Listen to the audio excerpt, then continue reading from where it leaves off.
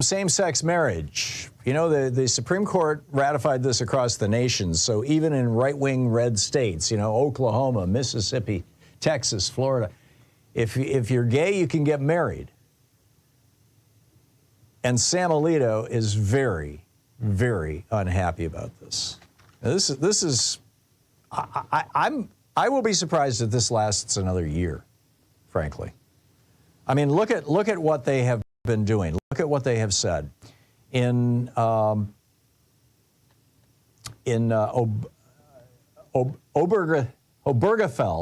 v. Hodges, in that decision, which legalized or decriminalized, or however you want to say it, gay marriage, he wrote in his dissent, he wrote, quote, "That holding exemplifies the danger that I anticipated in Obergefell, and namely that Americans who do not hide their adherence to traditional religious sexual conduct will be labeled as bigots and treated as such by the government." Justice John Roberts, excuse me, that was in a 5-page written statement complaining about Obergefell. In Roberts' dissent in Obergefell, he said the right it announces has no basis, the right to gay marriage, has no basis in the Constitution or in this court's precedents. Clarence Thomas weighed in his dissent in Obergefell. He said the court's decision today is at odds not only with the Constitution, but with the principles upon which our nation was built.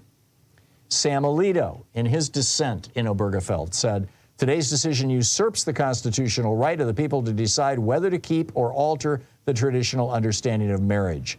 The decision will also have other important consequences. It will be used to vilify Americans who are unwilling to assent to the new orthodoxy.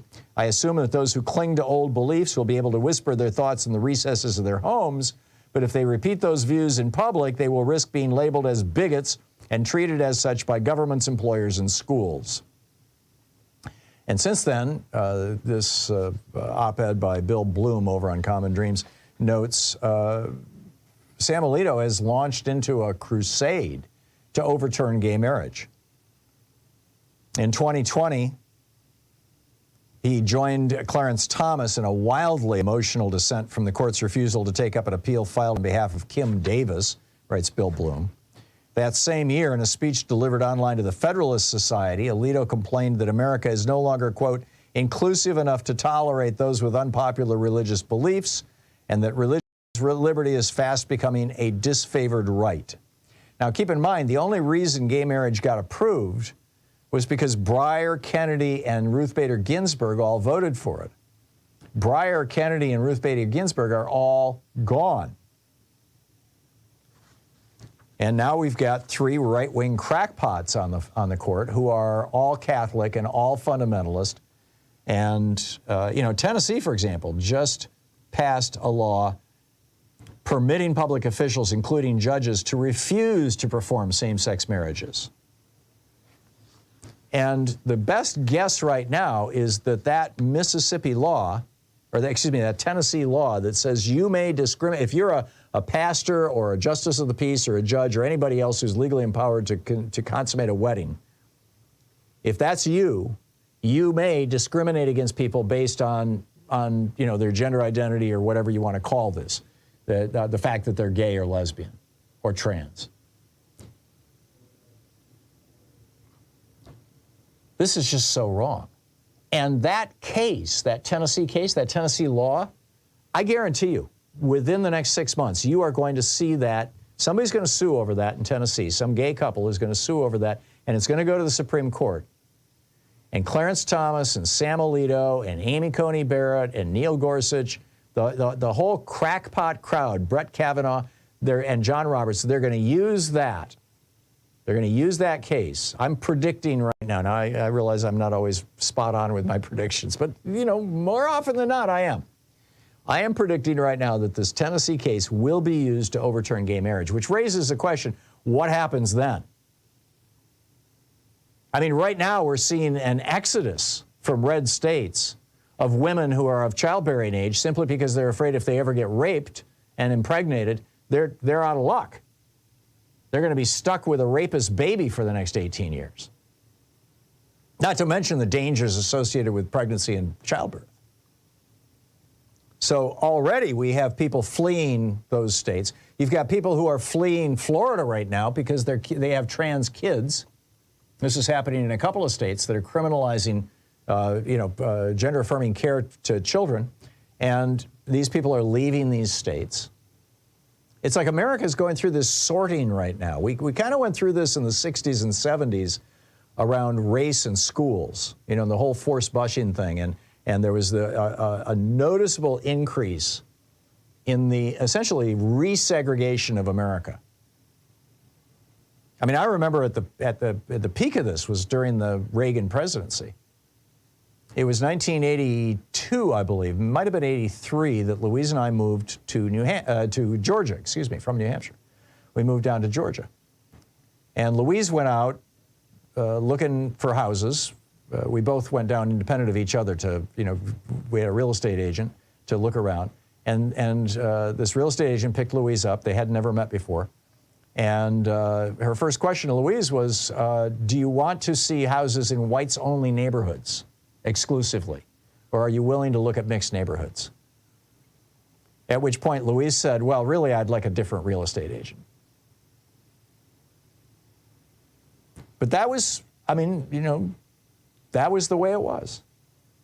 So are we going to see now, we've seen this kind of racial sorting of America, then we've seen this, sorting around trans issues.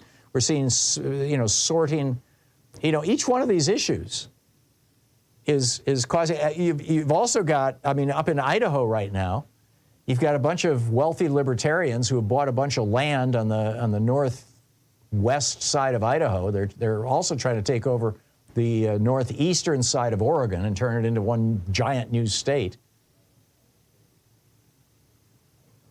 They're leaving other states to go to Idaho to try to turn Idaho into a libertarian paradise. How far does this go? And when the Supreme Court finally says, no, gay marriage, we're going to overturn that. What's going to happen, of course, is that blue states will recognize gay marriages and red states will say, we don't recognize this anymore, you're not married. At which point married couples, particularly married couples with kids, are going to be in a whole world of hurt.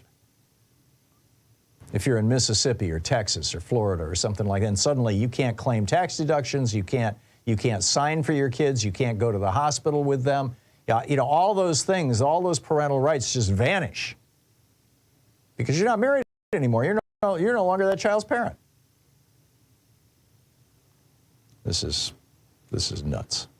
I realize I use that word too much, but this is our time, right? This is where we're at right now in America, and this is what's going on.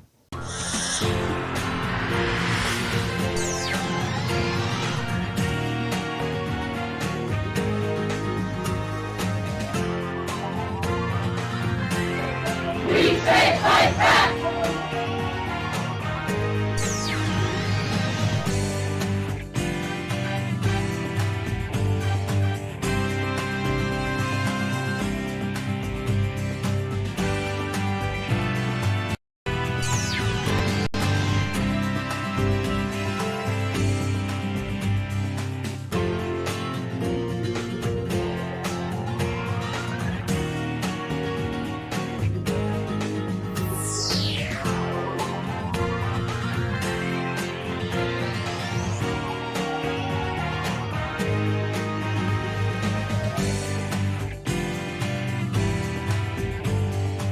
Thom Hartmann University Book Club. Today we're reading from The Crash of 2016, one of my favorites. In her writings, this is from page 62, by the way, a middle-class primer is the chapter title. In her writings, which have become foundational for libertarian theology, author Ayn Rand suggested that the only purpose of government should be to prevent oppression by force. What she neglected to consider was all the force inherent in nature. If you're hungry, there is the force of biology. If you're homeless, you confront the force of winds, storms, ice, and rain. If you're sick, you confront the ravages and force of disease. These were the forces that provoked the first governments, the first communities, the first clans and tribes, the first nation states. It's easy for libertarian elitists, such as multimillionaire TV talking heads or college kids reading Atlas Shrugged, to talk about how there should be no government beyond police, the army, and courts. They all have enough resources that they don't need to deal with the forces of raw nature. And that explains why billionaires would bankroll libertarian-leaning think tanks that will, when the crash comes with its full force, tell us it was caused by big government. However, in the real world, humans must confront both nature and other humans, which is why we create governments and why we create economies. But it wasn't until 1776 when Thomas Jefferson placed John Locke's right to life, liberty, and property, or replaced it, with life, liberty, and the pursuit of happiness. The idea of a large class of working people have the ability to pursue happiness, the middle class. It wasn't until 1776 that was even seriously considered as a cornerstone obligation to government. This is also the first time in history that the word happiness had ever appeared in any nation's formative documents, as Jefferson wrote in 1817 to Dr. John Manners, quote, "The evidence of this natural right, like that to our right of life, liberty, the use of our faculties, the pursuit of happiness is not left to the feeble and sophisticated investigations of reason, but is impressed on the sense of every man." As Jefferson realized, with no government interference by setting the rules of the game of business and fair taxation, there could be no broad middle class, maybe a sliver of small business and artisans, but the vast majority of us would be the working poor under the yoke of elites. The economic royalists know this, which gets to the root of why they set out to destroy government's involvement in the economy. After all, in a middle-class economy, they may have to give up some of their power, and some of the higher end of their wealth may even be redistributed, horrors of horrors, for schools, parks, libraries, and other things that support a healthy middle-class society, but are not a separate world from the rest of us. As Jefferson laid out in his 1816 letter to Samuel Kercheval, a totally free market where corporations reign supreme, just like the oppressive governments of old, could transform America, quote, "until the bulk of the society is reduced to be mere automatons of misery, to have no sensibilities left but for sinning and suffering. Then begins indeed the bella omnium in omnia, which some philosophers observing to be so general in this world have mistaken it for the natural instead of the abusive state of man." Although this may come as a sudden realization to many, we've really known it all our lives. In fact, in the 6,000-year history of the civilized world, emerging in any nation has been such a rarity as to be largely historically invisible. The United States has had two great periods of what we today call a middle class. The first was from the 1700s to the mid-1800s and was fueled by virtually free land for settlers, stolen from the Indians, and free labor, slavery in the South and indentured immigrants in the North. The result was, as de Tocqueville pointed out, the most well-educated, politically active, middle-class non-aristocrats in the world. The second period didn't take hold until after World War II, during my dad's lifetime. Unlike the first, which was fueled by free land and slaves, the second had to be carefully constructed with specific and what some might define as socialist policies put in place during the New Deal, which asserted more democratic control over the economy and workplace in order to keep the economic royalists in check. To both stimulate and balance the domestic economy, FDR reinstituted progressive taxation, which gave workers more to spend and gave the rich an incentive to pay their workers better to maintain a stable workplace, since if they took the money themselves, it would just mostly go to taxes, thus stimulating demand for more goods and services. Progressive taxation has a long history. As Jefferson said in a 1785 letter to James Madison, quote, "Another means of silently lessening the inequality of property is to exempt from taxation all below a certain point and to tax the higher portions of property in geometrical progression as they rise." FDR eventually hiked the top income tax rate paid by the super rich in America to 90%. This had a twofold effect. First, it held income inequality in check and ushered in an era of equal income and a growth among all classes. Unlike the Gilded Age, when the economy grew at a blistering pace but the gains were afforded only to the robber barons, the period between 1947 and 1980 saw unparalleled equitable growth. During these 30-plus years, the poorest fifth in America saw a 116% increase in their incomes. The middle fifth, 111% increase. Top 5% only saw an 85% increase. All income classes shared in the prosperity of the times when the top marginal income tax rate was above 70%. The second effect of a high income tax rate was to bring stability to the economy. And then it goes through the whole explanation of how that worked. The book is The Crash of 2016.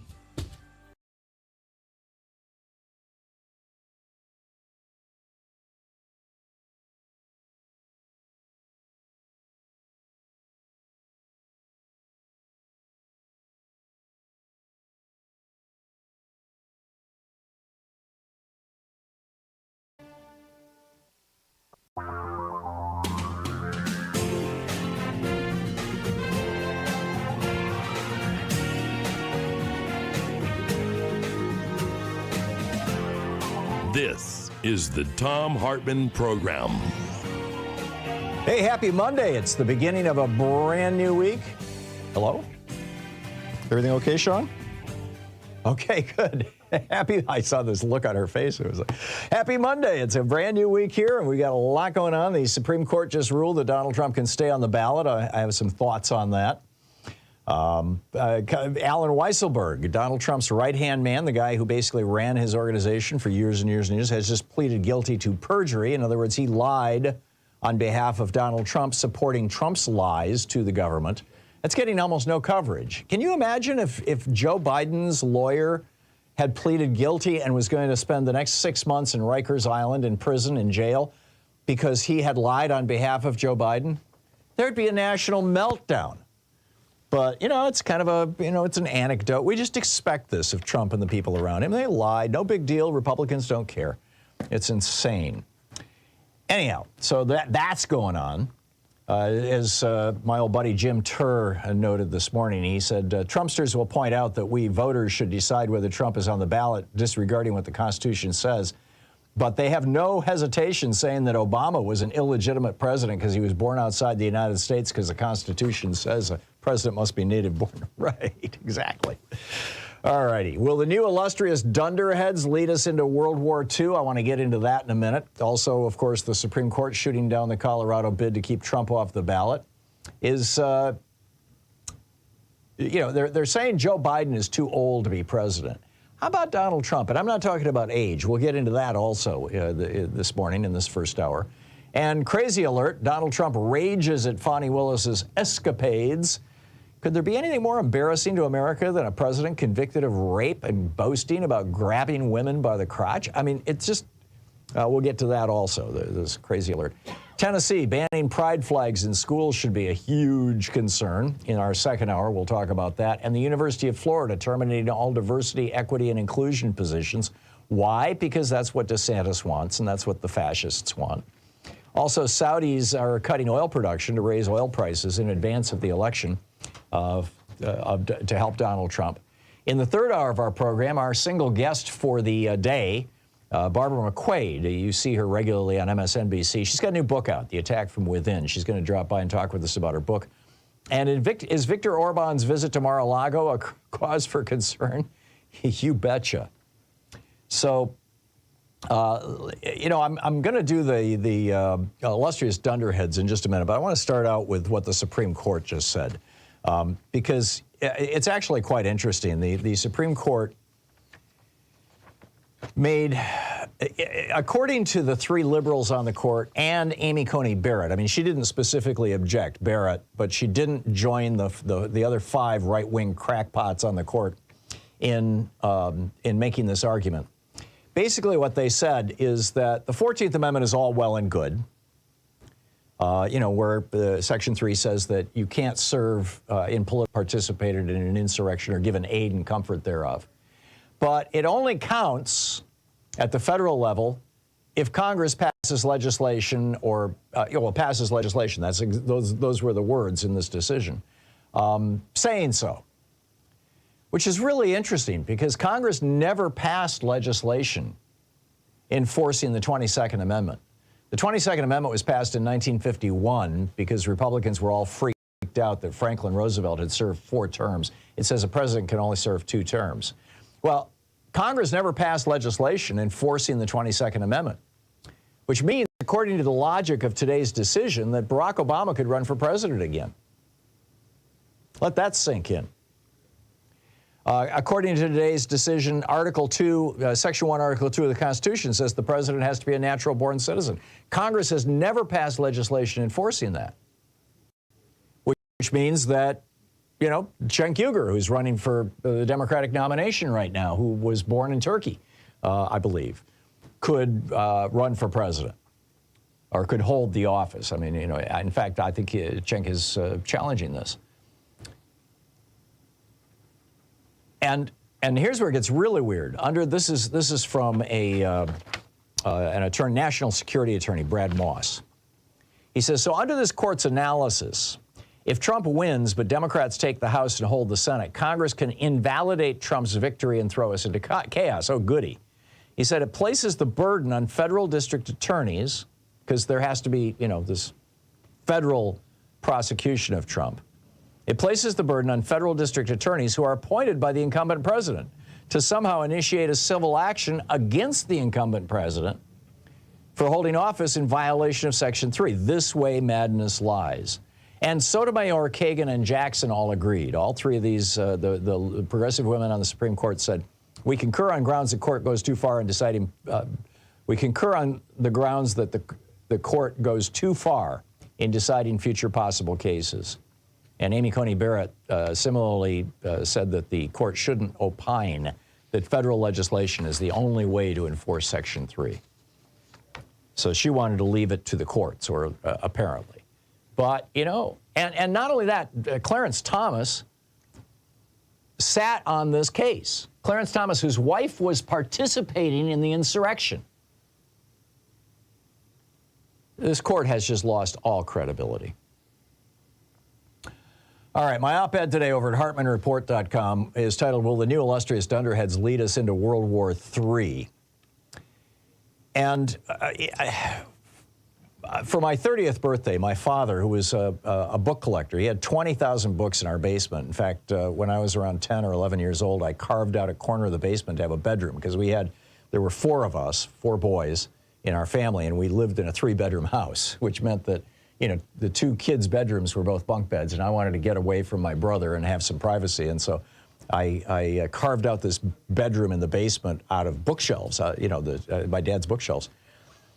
And anyhow, for my 30th birthday, he gave me a book called The Illustrious Dunderheads by Rex Stout. Rex Stout was the #1 best-selling author in America in 1942. His detective series about Nero Wolfe, the Nero Wolfe detective series, had sold over 70 million copies in 1942 when he published The Illustrious Dunderheads. And The Illustrious Dunderheads contains several, I don't know if it's several hundred, but probably in the neighborhood of about 100 speeches, almost all by Republicans. There were a couple of Dixiecrats, but virtually all Republicans, saying things like this. This is from Tennessee Republican Representative John Jennings on July 14, 1940. Our enemies, the administration keeps telling the people, are Germany, Italy, and Japan. Now, one of them, though, has made a gesture toward us. For all we think and feel about Hitler, he's not attacked us. But the American government has attacked Hitler, first by words, then by measures short of war, then by giving pledge to his enemies to assist them by all physical means to the utmost.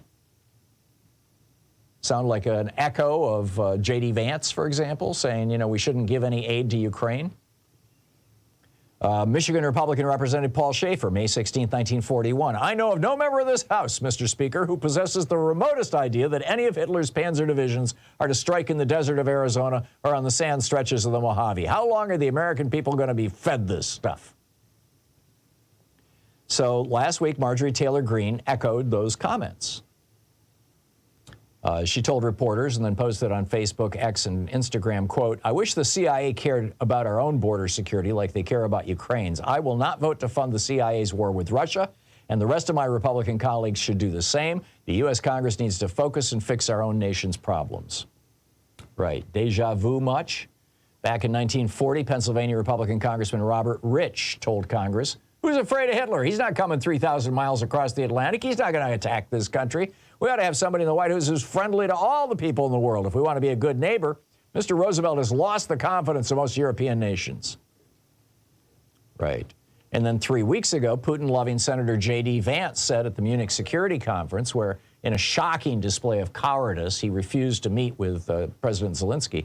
He said, the problem with Ukraine is there's no clear endpoint. Can we send the level of weaponry we've sent for the last 18 months? We simply cannot. No matter how many checks the U.S. Congress writes, we're limited there. I think what's reasonable to accomplish is some negotiated peace. In that, he was quoting Republican Congressman from Minnesota, Joseph O'Hara, in 1940, who said, anyone in this country will admit that the best chance of saving both England and some democracy in the world is for the United States to back England at the proper moment in a negotiated peace. There are times when there is only a choice of evils, and today the evil of accepting the fact of Nazi domination of continental Europe and England is less than the evil which is likely to result from encouraging England to continue indefinitely a hopeless fight until English liberties are destroyed either from without or from within. That was October 23rd, 1941.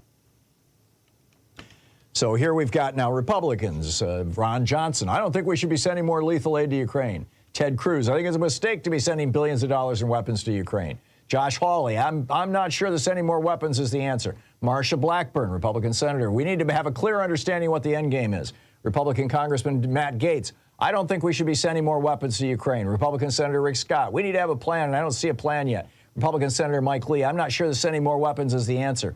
And it just goes on and on. I've got a whole list of them here. So this is, we're in this moment that is so characteristic, so identical to what was happening in the 1940s, in the early 1940s, before the Japanese bombed Pearl Harbor. Rex Stout, 1942. He said, the American system of government itself is thus, according to the Nazi plan, made suspect in the eyes of its people. To underline the implications of the attacks on Roosevelt and the administration, Nazi fascist propagandists and, of course, Republicans suggest that the system of government itself is wasteful, incapable of decisive action in the world today. The United States is pictured as bankrupt, torn apart by financial chaos, its people pauperized, its activities paralyzed. The United States, Republicans say, is a vast concentration camp ground under the heels of Roosevelt tyranny, maintaining the access radios. The conclusion the Nazi fascists want the American people to reach is that the U.S. government and business system have broken down and must be replaced by a more efficient system. This is what Trump is saying. Rex Stout goes on to say it is the groundwork for the appeal to the American people to take their government back from those who have betrayed them. 1942, he was writing this. He said the Republicans are saying that the real enemy is within our own borders. This is the logical conclusion of the Nazi effort to convince Americans that the nation is torn apart by class warfare. And he goes on from there. I encourage you to read it. It's fairly shocking. I mean, the quotes from 1940 and 41 before Pearl Harbor, Republicans in Congress saying, we love Hitler. Hitler's not going to attack us. Just let Hitler have England, are virtually identical to what Republicans in Congress right now are saying about Ukraine and Russia, the new fascist threat. This is the Thom Hartmann Program. 18 minutes past the hour. I'll be back with more of the news of the day and your calls in just a moment.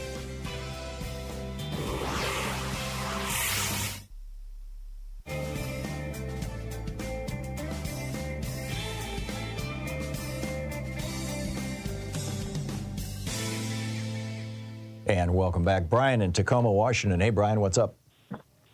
Yeah, hi. Just about SCOTUS's ruling that Trump, it's being reported that they're ruling that they allowed Trump to stay on the ballot. That's insane. They've ruled the exact opposite. They did not touch the Colorado ruling that he committed an insurrection. Correct. They just left that. They just didn't touch it. They ignored it. So he's an adjudicated insurrectionist.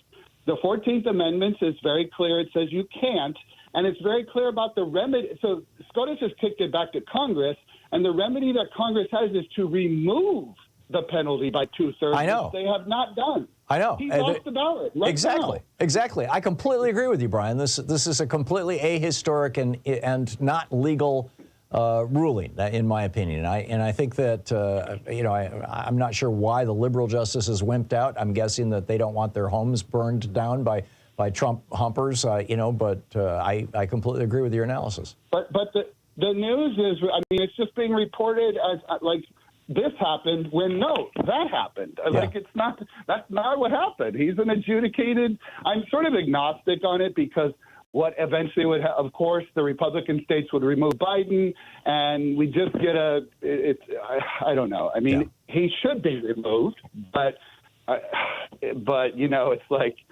if it doesn't lead to a better path. It leads to a different He was path. also determined by Congress to have committed insurrection when he was impeached successfully in the House of Representatives for January 6th. Yeah. Congress has spoken.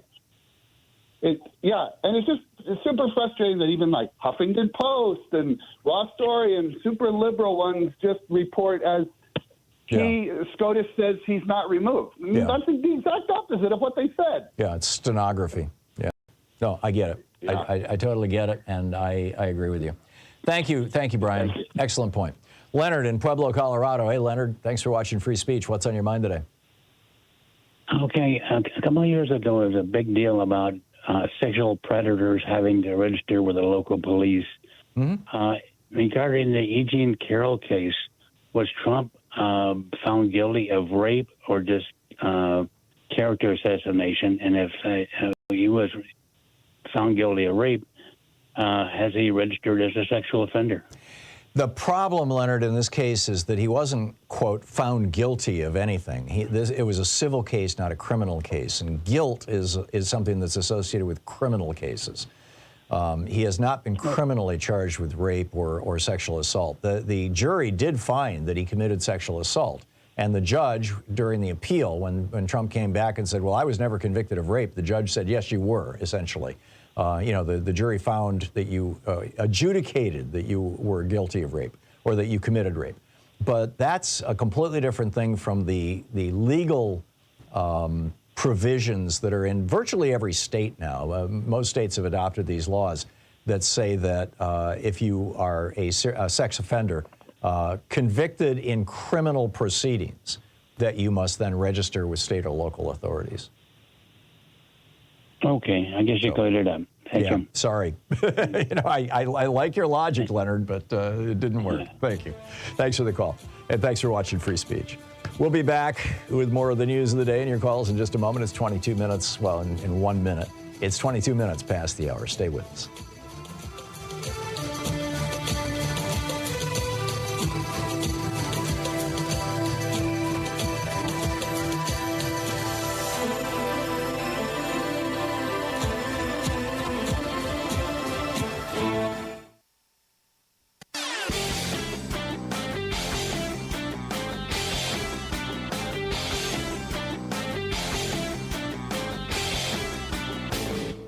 Missed my opening rant today? It's usually published over at HartmannReport.com, where you can read it and share it with your friends for free. Check it out, HartmannReport.com.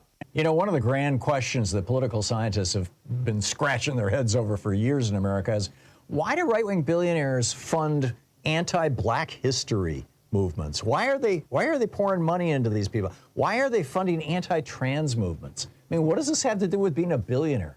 Well, it turns out it has a lot to do with it, and here's why. Almost 30 million Americans lack health insurance. 37 million of us live in dire poverty. 1 in 5 of us are illiterate. A quarter of Americans suffer from a diagnosable mental illness and can't get treatment. 316 people are shot every day in America.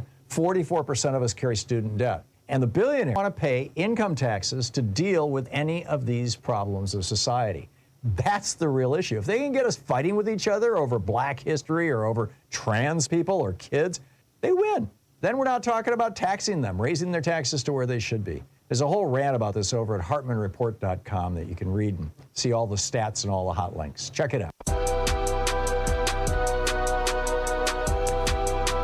So, just to go back to the Supreme Court thing, 5 members announced that disqualification can only happen with congressional legislation. 3 judges said no, but now we're here.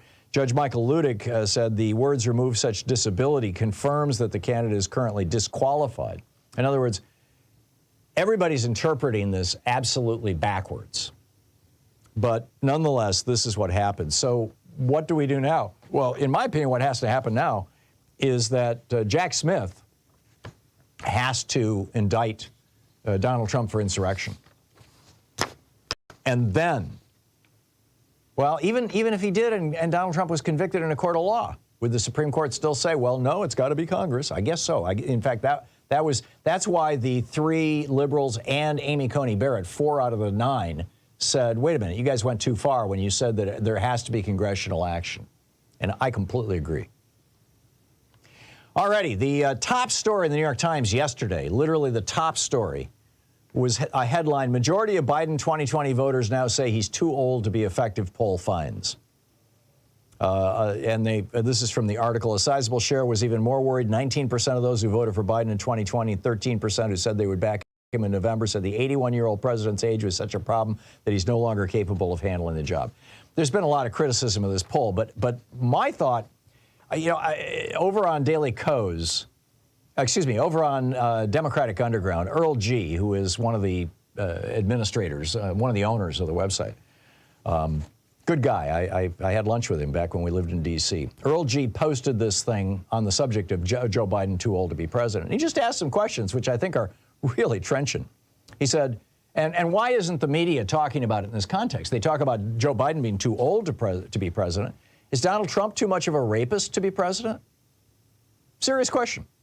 Did Donald Trump pay too much hush money to a porn star to be president? Is $130,000 too much?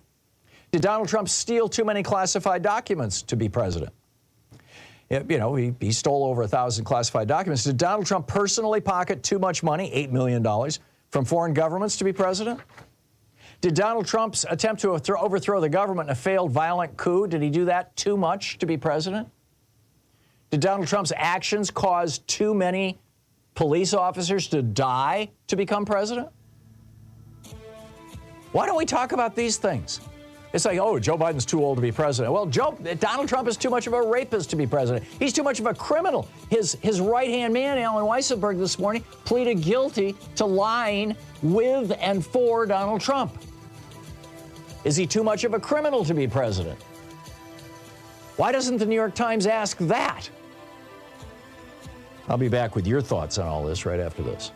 You're listening to the Thom Hartmann Program. Call 202-808-9925. It's Talk Media for the sane among us. I'll be right back with your calls.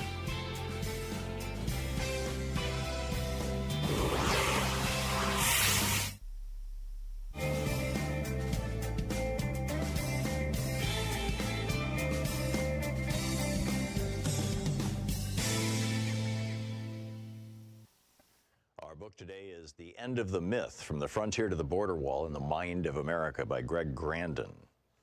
And this is from Chapter 1, titled All That Space. The British colonies in North America were conceived in expansion. America was an aspiration, an errand, and an obligation born out of violent Christian schism and Europe's interminable religious and imperial conflicts. Depending on the intricacies of their particular interpretations of Revelation, the Protestants who settled New England might have understood flight across the Atlantic as a way of escaping European war, or they might have seen migration as a chance to open a new front and win those wars on a new soil.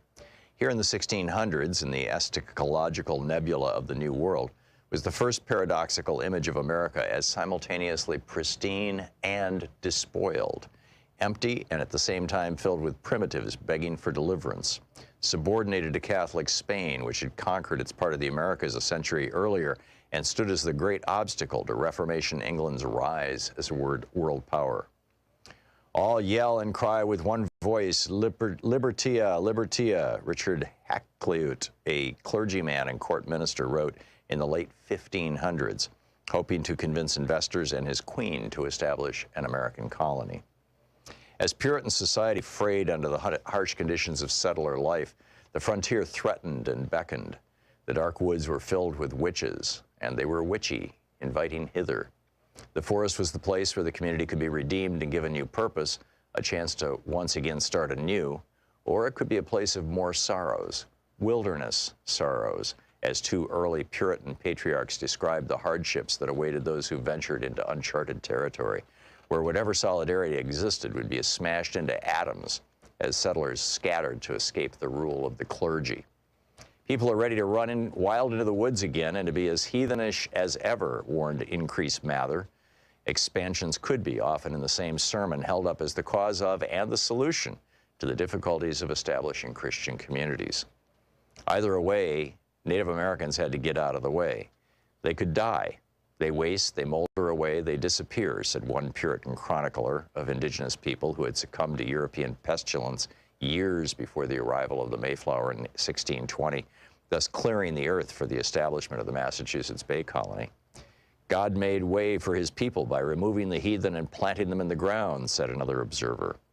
They could be murdered. The holy terror unleashed by the Puritans was, according to the historian Bernard Bailyn, driven by fears of what could happen to civilized people in an unimaginable wilderness and fears of racial conflicts in which God's children were fated to struggle with pitiless agents of Satan, pagan antichrist swarming in the world around them. Survivors could be enslaved. The first patent granted in colonial America in 1626 was to a Virginia merchant and planter, William Claiborne, for inventing a device that would not just restrain Indians, but also make them work. Claiborne was given an Indian to experiment on for the trial of his invention. Colonial records do not say what this innovation might have been, only noting that it was not successful. Or they could be pushed further and further west. The prodigious and relentless population, complained New Orleans Spanish governor in 1794, progressively drives the Indian nations before them and upon us, seeking to possess for itself this vast continent which the Indians occupy between the Ohio and Mississippi rivers, the Gulf of Mexico, and the Appalachian Mountains. More than a century and a half later, writing in the early 1950s, the Mexican author and diplomat Octavio Paz made much the same point. America was, he writes, if anything, geography, pure space, open to human action. Since it lacked historical substance, ancient social classes, established institutions, religions, and hereditary laws, reality presented no obstacles other than natural ones. Men struggled not against history, but against nature. And wherever there was an historical obstacle, indigenous societies say, it was simply erased from history, reduced to a mere natural fact and dispensed with accordingly. Evil is outside, part of the natural world, like Indians, rivers, mountains, and other obstacles that must be domesticated or destroyed.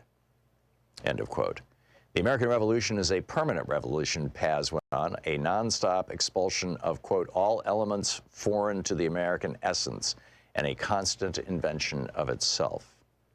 And anything that stands in the way of that invention, anything that is in any way irreducible or inassimilable to perpetual creation, be it Native American, Spanish America, or history itself, quote, is not American.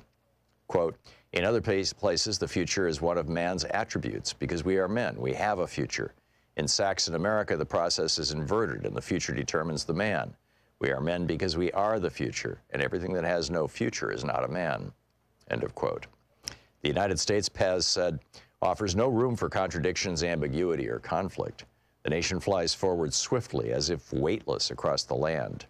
Trying to stop North Americans moving west, Stephen Austin, the founder of Texas, said over a century earlier, was like trying to stop the Mississippi with a dam of straw. The drive west waxed and waned and burst forward with great passion during key moments. The book, The Edge of the Myth, by Greg Grandin.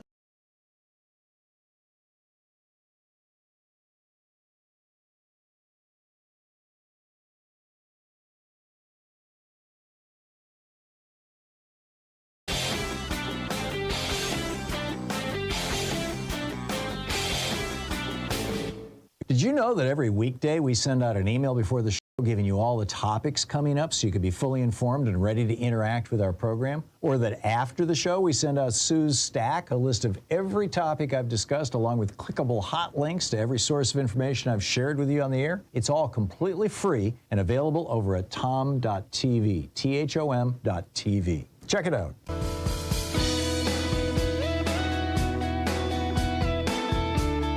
Welcome back. Let's pick up your calls here and see what's on your mind today. This beautiful Monday. Well, it's not so beautiful here in Portland, but hey, we're all alive, right? That counts for something. Harlan in Minneapolis. Hey, Harlan, what's on your mind today? Hey, Tom. I just wanted to comment on Mike Johnson, Putin, and the Bible. Uh-huh. And Johnson has called for using the Bible as his main source for governing a speaker. Right. And Replace the Constitution with the Bible. Pardon? Replace the Constitution with the Bible. Yes, indeed. In the Bible that most fundamentalists revere is the King James Version in English. Mm-hmm. And Christian nationalists should realize that the consequences of supporting Putin's ambitions is to become autocratic ruler of a world dominated by Russia and everything Russian.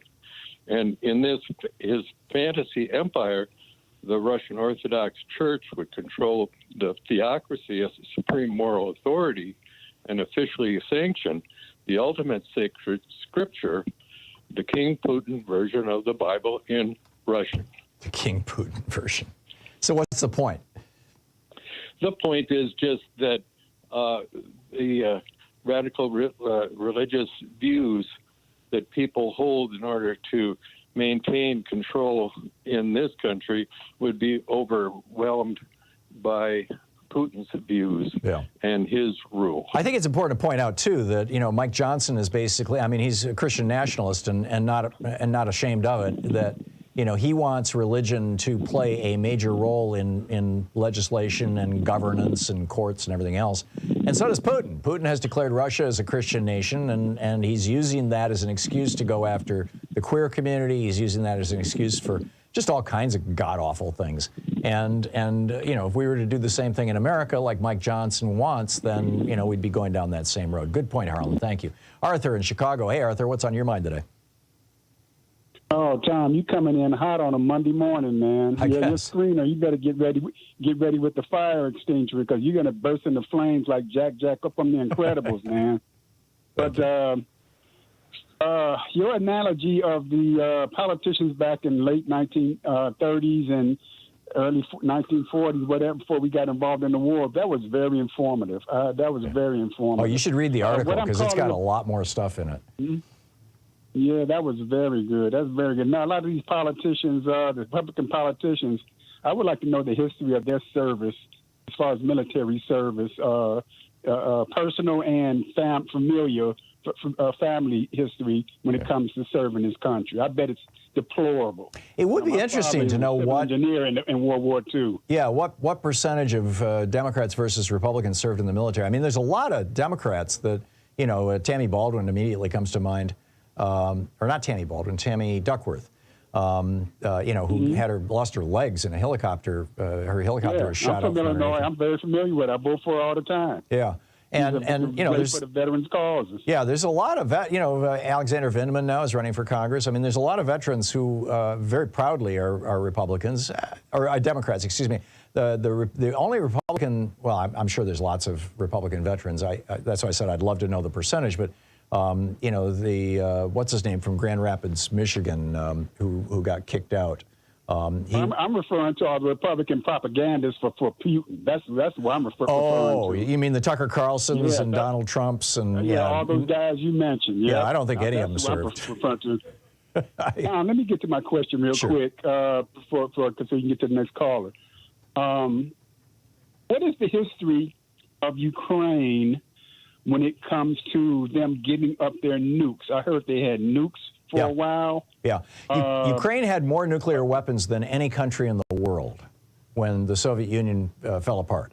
And the reason why was because Russia didn't want the nukes on Russian land because the nukes become targets for American nukes. And, there's also the possibility of mistakes. I mean, it was sort of like the same reason that Hitler didn't have one single death camp inside Germany. Belsen and Auschwitz. Auschwitz was in Poland. Belsen was in Holland, as I recall. They were all outside of Germany. And so Stalin had put the nuclear, and Khrushchev had put their nuclear weapons mostly in Ukraine. And Ukraine had hundreds, maybe 1,000, I don't know, but they had a crap load of nuclear weapons. What was our relationship with Ukraine back then? It was good. I mean, Ukraine had come out of the Soviet Union and they were an independent country. And I mean, there was problems and it was corrupt and all that. But in 1994, there was a conference with the United States, England, Russia, and Ukraine. And what we all wanted to do, all four countries, was for Ukraine to give up their nuclear weapons and Russia to take those nuclear weapons and take responsibility for them, transport them into Russian territory. In exchange for that, Ukraine was given a few $1 billion, and they were given the promise, and this was written down and signed by all four countries, the United States, England, Russia, and Ukraine. It's called the Budapest Memorandum in 1994, and if you put my name and Budapest Memorandum into a search engine, you'll find several articles that I wrote about this with all the details and hot links to it and everything. And that Budapest Memorandum said that we would, all four countries, or all three countries, and outside of Ukraine, we would all not only respect Ukraine's borders, but help protect Ukraine's borders, essentially. And of course, Russia has been since 2014 when they invaded Ukraine, Crimea. They have been in just wild-ass violation of that.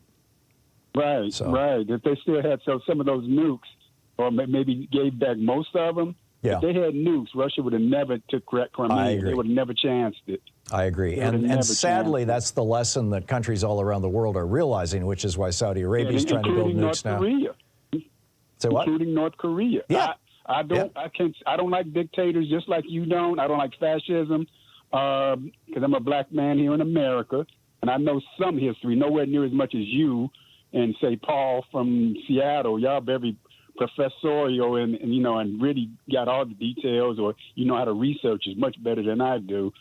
But I think Mr. Kim Jong-un, or whatever his name is, if I maybe pronounce it wrong. Oh, you got it right. He's taking notes. He's taking notes, Tom. Don't give up those nukes. Don't use them.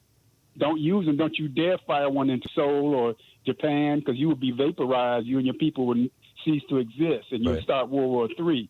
But do not give up your nukes, because you see what happens when you do. Yep, and Iran has learned that lesson now, too. I hate to side with them on that, but I'm sorry to side with them on that, but do not use them. They are a deterrent. Yeah, you're right. You're absolutely right. And this is why Iran is building their nukes. It's why Saudi Arabia cut a deal with Trump to get nuclear reactors so that they could start building nukes. That's what they're trying to do. Yeah, there you go. Arthur, I got to move along, but thank you for the call. Excellent points all. Thank you so much. Gus in Chicago. Hey, Gus, what's on your mind today? Good morning, Tom. It's actually a nice 71 degrees out here, no sunlight. Oh, that's great. I saw it was 74 degrees in Minneapolis yesterday. It was like, whoa, I want that. Yeah, global warming will kick us in the butt later, but I'll take it now. Yeah, exactly. I wanted to talk about the court ruling because I am an election judge and have worked as an election official since the age of 16. Mm-hmm. And I find it a bit rich that states' rights matter. If I was a landlord and wanted to not have a gay person or Muslim person rent in my apartment building, states' rights matter if I was somebody that didn't want my 10-year-old nephew to take a Stephen King novel out, or my preschool-age niece read Heather Has Two Mommies, so they could ban the books. That's my states' rights. But when we're talking about something that actually matters, a.k.a. the democratic process and how elections are done, apparently the feds get to say that one state does not have the right to ban a candidate known for criminality. So my question is, why doesn't the FEC, the Federal Election Commission, just nationalize the election process and don't have states like Illinois, Colorado, Wisconsin, and the individual counties and cities have election boards, just have Uncle Sam take over the whole dang thing? Because it makes no sense, because what's the point in a state carrying 90% of the responsibility for an election, yet we don't have the right to pick and choose what candidates? Yeah. Well, they couldn't do that because the Constitution basically gives the states responsibility for elections. I mean, it was an attempt to keep power as local as possible, which, was probably a good idea for a long time.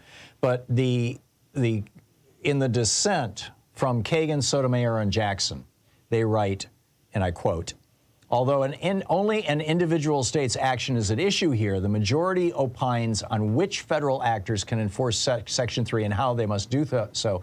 The majority announces that a disqualification for insurrection can occur only when Congress enacts a particular type of legislation pursuant to Section 5 of the 14th Amendment. In doing so, the majority shuts the door on other potential means of federal enforcement." Now, let me tell you what that means. If Jack Smith was to indict Donald Trump for insurrection, Section 3 of the 14th Amendment clearly says if you're an insurrectionist, you can't serve. If he was to indict Donald Trump, get him into a court of law, the court of law says yes, he's an insurrectionist, and he's convicted, he still can't be removed from the ballot because of this ruling today, because 5 of the 9 justices said you can only remove him through congressional action. They closed the door to any kind of court action.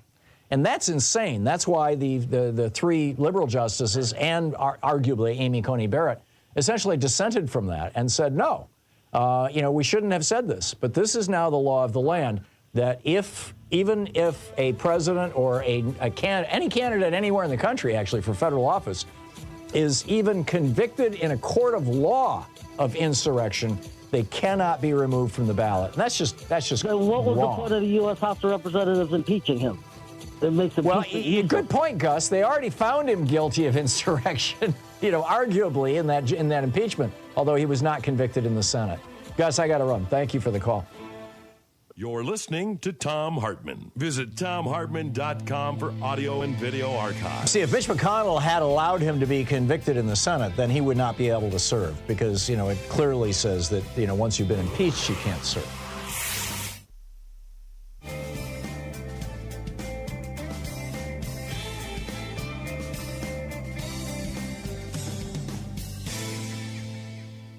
And welcome back. Dave in Federal Way, Washington. Hey, Dave, what's on your mind today? Hey, not too much, Tom. Look, I think you're right about the Dunderheads, and it's not a question of if we'll go to World War III now. In my mind, it's a question of when. Look, there was a minister on a conservative show last night, and actually one of his ministries, one of his temples or whatever, is in Sumner, Washington, and he was saying that, like Hamas, right? They want a one-state solution that without Israel. And he said that, this is why all the Palestinians must be eliminated. But then he caught himself, I think, at how brutal that sounded. And he said they should all just be moved to Iraq. And I'm like, these Republicans, this is the problem I've seen. They believe that a guy like Putin can actually assist in what they want to do in America. Well, he certainly is. I mean, right now you've got Putin's trolls all over social media helping Trump. Yeah, but look, the democracy in a dictatorship is utopian. That's what they say. It's not real. All these autocrats, they don't rule by sheer personality. They have to have a cadre of elites help them, right? Mm-hmm. Well, the way they do it is exactly what Putin's do it. What does Putin keep saying? Russia has existed for 1,000 years, right? A Trump voter called into your show, I remember, and said the Ukraine is a waste of money because Russia's so much bigger, right? And it will just absorb, the Ukraine. Nazi Germany uses the writings of Hitler used the writings of Spengler to say that, look, most of Europe's German already. We might as well take it. Yeah. But the reality is a democratic Ukraine is no threat to Russia. It is nothing more than a land grab, and dictators must do that. I agree. It's inevitable. So cozying up with Donald Trump will not get them what they want. It won't get a Christian. They would prefer to. They don't want to fight over something utopian and unknown to them like democracy. I think what Russia wants is to make the world safe for autocracy. They want to destroy democracy in the United States, and you've got a bunch of Republicans who are enthusiastically going along with it, so that we will stop giving Vladimir Putin a hard time, and so that the protest movement, the pro-democracy movement within Russia will simply die because they'll no longer have a beacon of democracy in the United States to point to the extent that we still are. Yes, you're 100% right, Tom. But you do realize, and I would tell any Trump voter listening, it will not work. Right. Vladimir Putin does not like Donald Trump. It is all right. Vladimir Putin's Christianity is a facade. It's something he has just taken on to extend his power. All right. They won't be brothers in Christ, Donald Trump and Vladimir Putin, because the reason is... No, but they're brothers in fascism.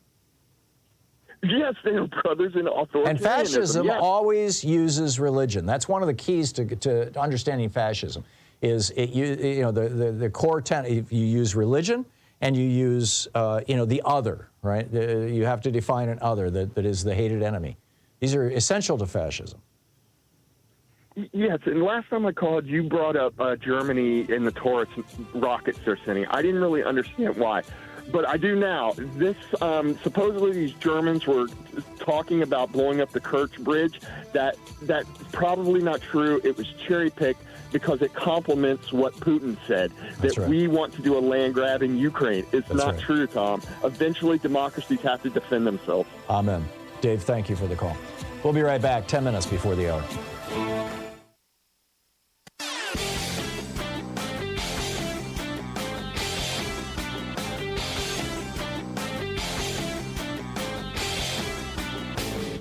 Hey, thanks so much for sharing our program and for reaching out to our stations and sponsors and letting them know that you're listening. It really means a lot to us. So MAGA Mike and the Republicans want a religious test for people running for public office. They want to know that you are sufficiently Christian to be worthy of being elected. Right. MAGA Mike is one of these 7 mountain evangelicals. There are 7 domains where these dominionists believe that we need to have religion completely take them over. Education, religion, family, business, government and military, arts and entertainment, and the media. Seriously. This is not what Jesus was preaching when he said, give unto Caesar what is Caesar and unto God what is God's. This is the opposite, in fact, of what Jesus was teaching. It's the opposite of Matthew 25, where Jesus said the only way to get to heaven is by feeding the hungry, healing the sick, helping the poor. This is counter-Christian, anti-Christian, in fact. In fact, I think you could say it is the Antichrist's work. There's a piece about it over at HartmannReport.com. Check it out.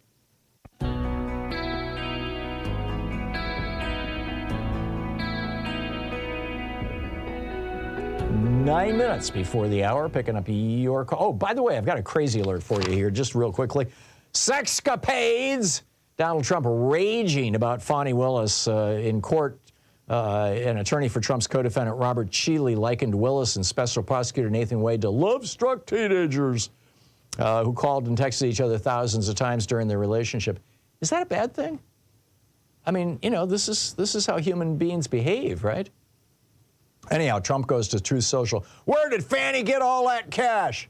Right, she's a black woman. She's not supposed to have money. And the fact is, there was no cash paid. There was just an excuse she made up after she got caught, Trump says. Yeah, right.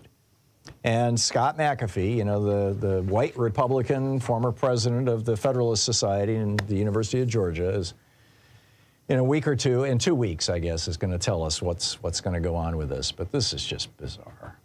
It's just bizarre. And Trump is just delighting in, oh, my God, look at that. They're taking down a black woman. Joe in Chicago. Hey, Joe, what's on your mind today? Yes, I just wanted to observe that the Supreme Court's predictable rulings show that our Justice Department, Smith and Garland and Biden's office is just not prepared to respond to these predictable rumors. Today, there should be a very clear statement where Biden says the Supreme Court has made it a ruling that an individual state cannot prevent a presidential candidate from running, no matter what that candidate may have done in the past. Meanwhile, they'd say nothing about how the Republicans are doing everything they can to allow states to invalidate their votes after the election so that the elected president doesn't have enough electoral college votes to become president. Correct. Yeah, this was a big piece in the New York Times yesterday that got no coverage in the media, that all across the United States, these groups have sprung up in 7 or 8 or 9 swing states, and they are right now purging people from the voting rolls and doing it very aggressively. Correct. So they should have a strong statement stating how we need national federal election laws that prevent states from disempowering the voters. I completely agree. And in fact, I would argue that we did that in 1993 or 94 when we passed the Motor Voter Act. And the problem is that, you know, it's never been certified by the courts. I mean, the Motor Voter Act says voting is a right. It says it twice. It says it in the preamble. It says it in the body of the law itself. But it has never been adjudicated. So, you know, technically, we do not have a right to vote. In fact, in the Bush v. Gore decision in 2000, Justice Rehnquist, in his decision saying that, you know, George W. Bush was going to become president, he said there is no right to vote for president of the United States in the Constitution. He was correct, but, you know, that's the case. But I think Congress has established that right. I think they did it with the Motor Voter Act, but the Supreme Court has not recognized it. In fact, if anything, they've ignored it, Joe. So, yeah, spot on. George in Pittsburgh. Hey, George, what's on your mind today? George in Pittsburgh, watching Free Speech TV? Going once, going twice. Gar in Atlanta. Hey, Gar, what's on your mind today? Tom, I would wonder what happened to common sense. Yeah. That's what I've been wondering. Damn good question, Gar. I mean, from day one, you remember that interview with Rona Berry? From day one. And she asked Trump if he would ever run for office. And he said he would as a Republican because they are stupid and believe whatever Fox News tell them. Yep. And I'll do terrific. Yep. When was the last time you heard that clip? I don't believe I think that I've seen it myself. I think that assertion was debunked. I don't think Trump actually said that, Gar. I seen it. You saw seen it? it with my own eyes. Really? Yes. Well, if you can Yes. find it and tweet it at me, I'd love to see it because I have not seen it. I seen it with my own eyes. He said Republicans are stupid. Yeah. And another thing, another common sense. If you or I had 91 indictments, you and I was charged with rape, you and I had run a fake university, you and I went bankrupt 6 times, we couldn't get a job at McDonald's. You're right. And imagine if Biden had done even one of those things. Yeah. We couldn't even get a job at Walmart. We couldn't even flipping burgers. Yep. I mean, where's the common sense? Yep. It's not common anymore. No, it's I not. couldn't believe it. I mean, common sense You're is right, out the Gar. window. And the Supreme Court, there's only one Supreme Court, and that's God and his angels. Thank you. Okay. Well, I respectfully disagree with that, but the Supreme, but Gar, your points are so well made.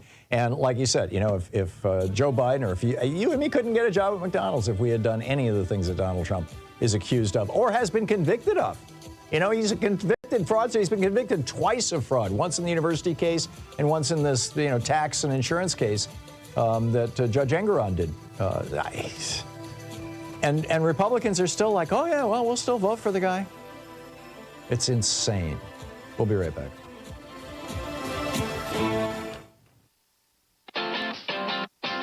You're listening to Thom Hartmann.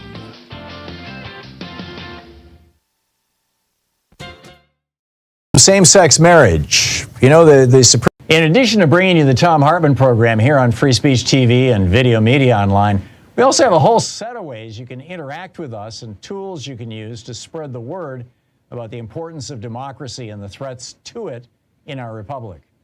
First, there's your daily homework. Sue Nethercutt puts together a daily email newsletter that has a link to every story I discuss on the air, so you can find my sources and you can share them with your friends. It's free and you can sign up at thomhartmann.com. Second, I publish my daily take every day over at the hartmannreport.com website. That's also free if you want the daily 5 days a week rant in your inbox. No ads either. Third, we have the podcasts. There's the free 1-hour version of our daily show that's advertising supported. You can find that wherever you get your podcasts normally. And then there's also the podcast of the entire 3-hour show with no advertisements, and that's available by subscription over at thomhartmann.com. So check them all out at thomhartmann.com and hartmannreport.com.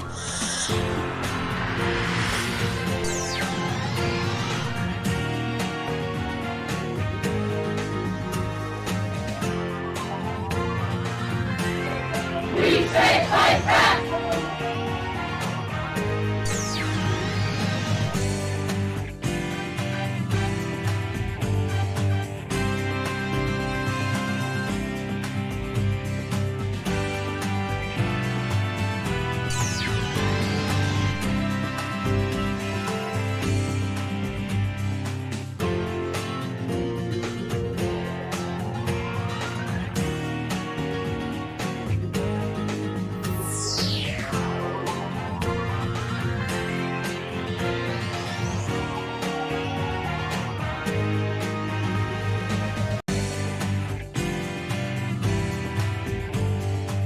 Our book today in the Thom Hartmann Book Club is Stolen Focus by Johann Hari.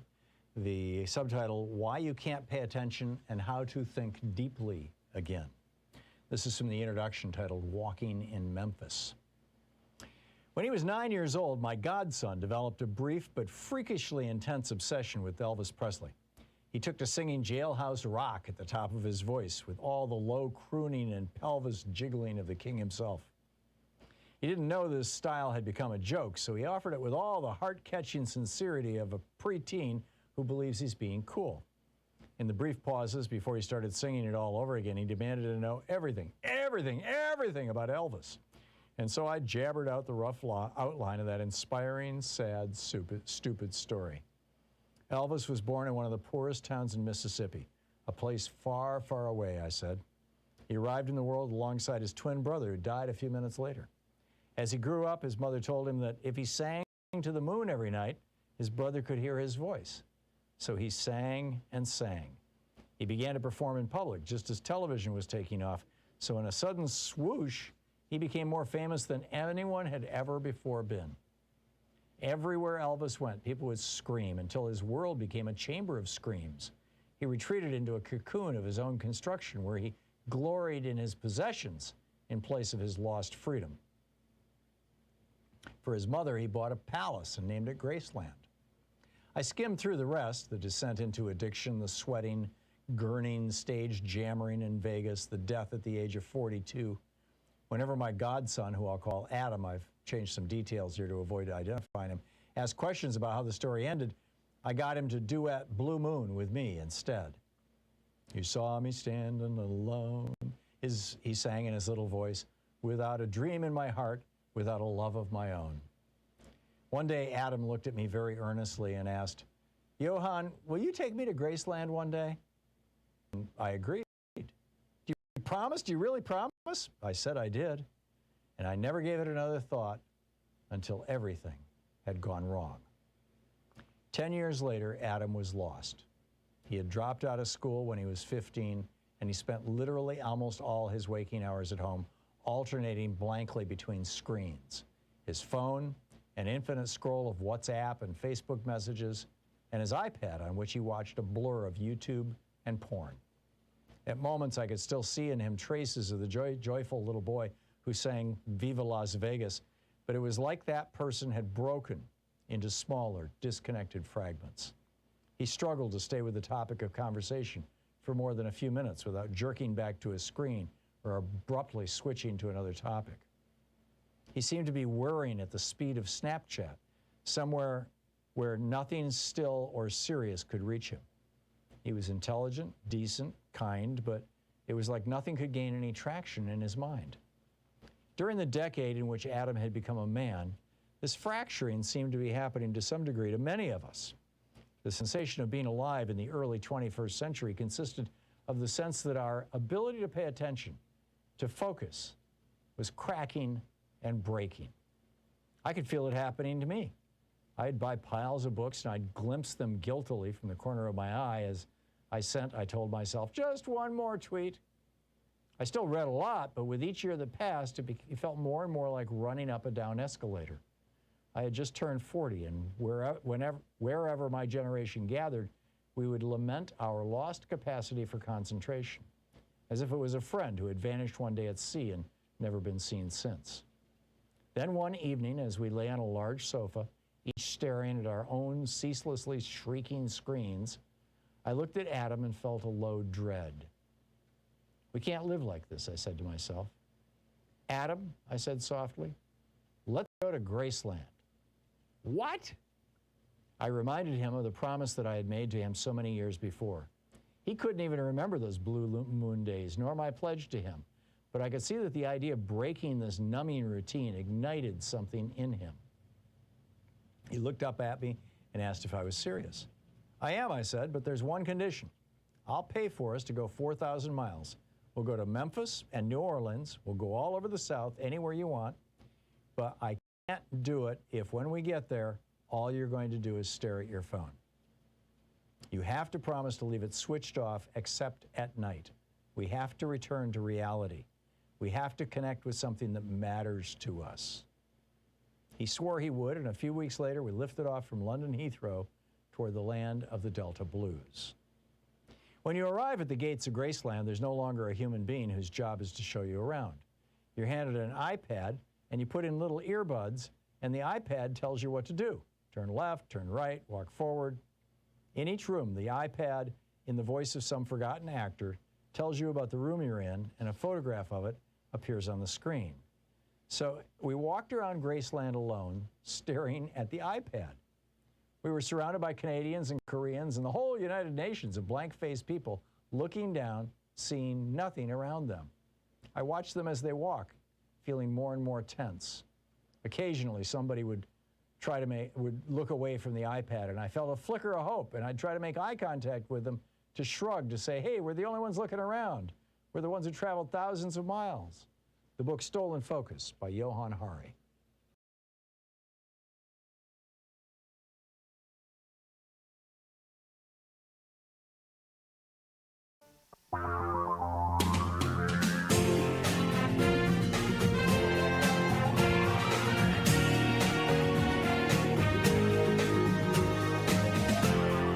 This is the Thom Hartmann Program.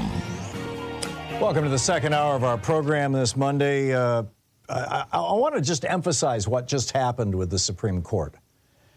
5 Republicans on the Supreme Court just ruled that the American court system, they themselves, cannot keep a seditionist off a ballot. This seems to me like such an in-your-face violation of the 14th Amendment's Article 3, or Section 3, rather. It should be so clear. And in fact, it was, it was called out by Sotomayor, Kagan, Jackson, and Amy Coney Barrett. I mean, but 5 Republicans said, even if he's convicted of insurrection. Now, the 14th Amendment says if you commit insurrection, you may not serve. It doesn't have, an enforcement mechanism or anything like that. It just says you can't serve. And for over 100 years, numerous people who tried to commit insurrection have been barred from serving. But the court said, sorry, you can only do it if Congress passes a law saying that he can't serve, which is absurd. It's absurd on its face. And frankly, I think this is setting up the possibility of another January 6th, another insurrection attempt, because there will be no penalty for it. I mean, Trump knows there'll be no penalty for it. When he loses the election this coming November, all hell's going to break loose because of this decision. Meanwhile, down in Tennessee, they have become the first state to ban pride flags in public and charter school classrooms. No more pride flags. No more Black Lives Matter flags. None of that woke stuff in our classrooms. The State Representative Justin Jones was blocked. He's a good guy, a progressive. He was blocked from speaking against this by the Republicans in the legislature, in the Tennessee legislature. He tried to point out that this was, done following just by a couple days a Nazi rally in downtown Nashville. But it didn't do any good. They blocked him from talking. The bill's primary sponsor was a Republican state representative by the name of Gino Bulso, B-U-L-S-O. Bulso said in a January interview with local news station WKRN that the LGBTQ plus pride flag represents values and ideas that he opposes, including the 2015 Supreme Court ruling, Obergefell, that legalized gay marriage. I predict within a year or two, the Supreme Court will reverse itself on Obergefell. We've already heard from Clarence Thomas and Sam Alito that they want to reverse that decision. But Bulso, turns out, in addition to being a state lawmaker, he's a lawyer. And he has a law firm who makes money helping parents sue school districts. And in fact, he has helped parents who don't even have children in school districts, in public schools, sue those public schools for books that he doesn't like or the parents don't like. And now they'll have another basis for lawsuits, that being pride flags. If a teacher wears a little pride pin, if you've got a gay teacher who's got some kind of pride emblem somewhere in their classroom, sorry. And the enforcement mechanism, he's following on Texas. The enforcement mechanism is that parents can sue the school for money. And he just happens to make a living suing schools for money. I'm assuming it's a he. The first name is Gino. I don't know. I mean, I'm assuming it's a he. And this came just, a week or two after Next Benedict, the non-binary teenager in Oklahoma, was murdered or died at the hands of, or after being assaulted by students in a public school. And queer youth consistently report higher rates of bullying, physical threats, and other forms of harassment, according to data from the Centers for Disease Control. And yet, I mean, Republicans just delight in this, in the violence and the brutality of it. There have been over 33 attempts at legislation across the United States just this year. Keep in mind, it's March 1st, or it's March 4th. Yeah, it's the first week of March. Just this year, in other words, for 2 months, January and February, there have been 33 pieces of legislation dropped in red states that would make life miserable for gay people, for the queer community. Everything from the new trans bathroom bills, they're back, to attacking gay marriage, to trying to criminalize gay sex. I mean, it's just on and on it goes. They are not going to stop until they've turned America into America in 1950. This is the goal of the Republican Party. You know, no more visible queer people in America. Black people should know their place in America. Hispanics should go back to Mexico in America. Asian people should go back to Asia.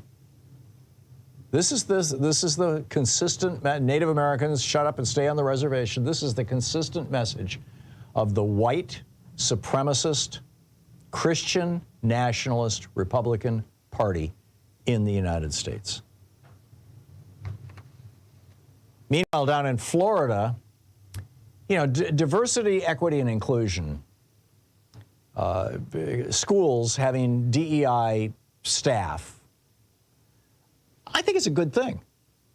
I mean, we want to know how we're diverse as a nation. We want people to have some equity. We want them to feel like they're participants in our society and in our schools. And we want them to feel included. But right-wing hate radio and Fox News, or Fox so-called news, have done such a good job of laying the ground for this. And then, you know, come these very hateful Republican members of the House and Senate who just, you know, they delight in hating on queer people and black people and brown people and Muslims. This really is white supremacy, straight white supremacy. So anyhow, what happened down in Florida, the University of Florida, this is from Edward Helmore over at The Guardian. The University of Florida is terminating all its diversity, equity, and inclusion, DEI positions, to comply with a state law passed in January that prohibits state or federal funds from being used to fund the programs. You know, the university, of course, is funded by the state, and it does get some federal funds, as is the case with every university in America, or pretty much. The move comes, he notes, as around 40 anti-DEI bills were introduced across the United States last year. The Education Board also said that a class at the University of Florida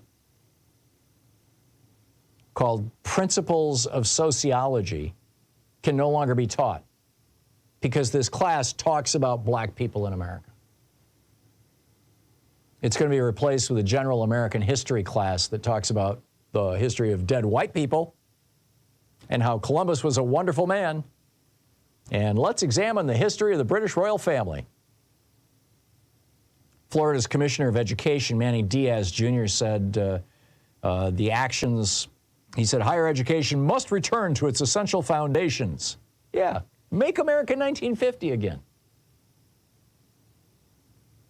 He said this, and blowing up the DEI programs in Florida, he says, ensure taxpayer money won't be spent on DEI and radical indoctrination that promotes division in our society. Right, talking about black people in a positive way promotes division because it pisses off members of the Klan. I mean, let's just be upfront about this. Klan is very, very active down in Florida. I'm surprised, you know, that Ron DeSantis wasn't campaigning in his robes. And so now you've got the Commissioner of Education, Manny Diaz Jr., saying, oh, yeah, you can't piss off the Klan down here. It causes division when you talk about black people in a friendly way, in a nice way, when you highlight the accomplishments of black people in America. So we're just going to take all that out of our university. I mean, these are not children. These are young adults. Even if they were children, they should have DEI. This is the Thom Hartmann Program. We'll be back in just a minute with your calls and this amazing story about what's going on with OPEC. Stick around.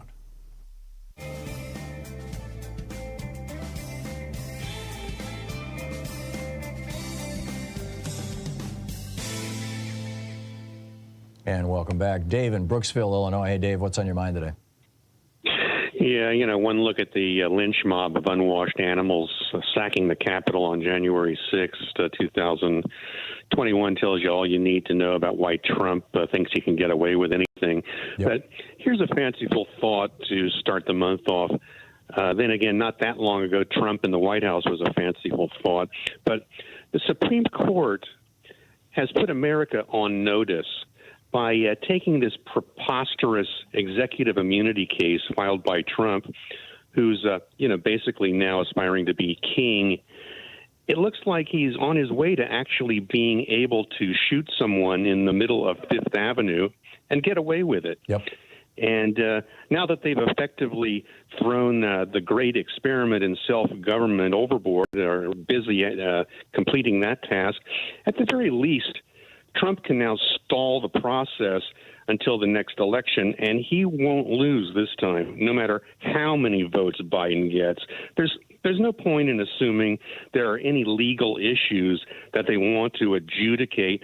They're just slow walking the country into a dictatorship. But you know what? When they finally hand the country over to Trump, there may be at least a little silver lining. Since Trump won't need them anymore, why can't he simply assassinate the ones who get out of line? You know, except he may decide to keep Clarence around as a golf caddy. Sure, but that's what he's arguing. I mean, yes, absolutely. This is what Putin just did with Navalny, and Trump is saying that he wants to be able to do the same thing with his political opponents. Exactly, because otherwise they'll pose a potential obstacle to his plans in the future. Exactly. So why not? Exactly, Dave. Thank you very much for pointing that out. Jeff in Maryville, Indiana. Hey, Jeff, what's up? Hey, Tom, I got a quick question. I'm a first-time caller. Thank you. I'd like to hear your opinion on if the argument was the 14th Amendment was self-executing, why wasn't it argued that Colorado was the one state that was in compliance and the other states were unconstitutional in allowing him on the ballot in the first place? If you listened to the oral arguments, Jeff, our side that was arguing, or Colorado that was arguing, just did a pathetic job, frankly. They allowed the whole thing to just... I did listen to that, and that's exactly what I thought. Yeah. It was terrible. And you know, I mean, the real issues weren't even discussed, and the possible outcomes, in my opinion, were not discussed. This ruling... I mean, the 5 Republicans really went farther than they had to. They could have just said, you know, Trump hasn't been found guilty of sedition yet, so he can't be kept off the ballot. That would have left it so that both Congress and the courts can define somebody as a seditionist. But instead, they said, no, only Congress can do it. Well, what the Fifth Amendment says is that only Congress can undo it, not only Congress can do it, right? Right. So it just defies common sense, Jeff. It completely defies common sense. But of course, you know, the 6 radical Republicans on the court regularly defy common sense. So I suppose it shouldn't surprise us. But I think the outcome of this is going to be really, really bad. Thanks, Jeff. Thanks for the call. And, you know, again, brilliant pointing that out. We'll be right back. 20 minutes past the hour. I'll be back with you in 60 seconds. Stay with us.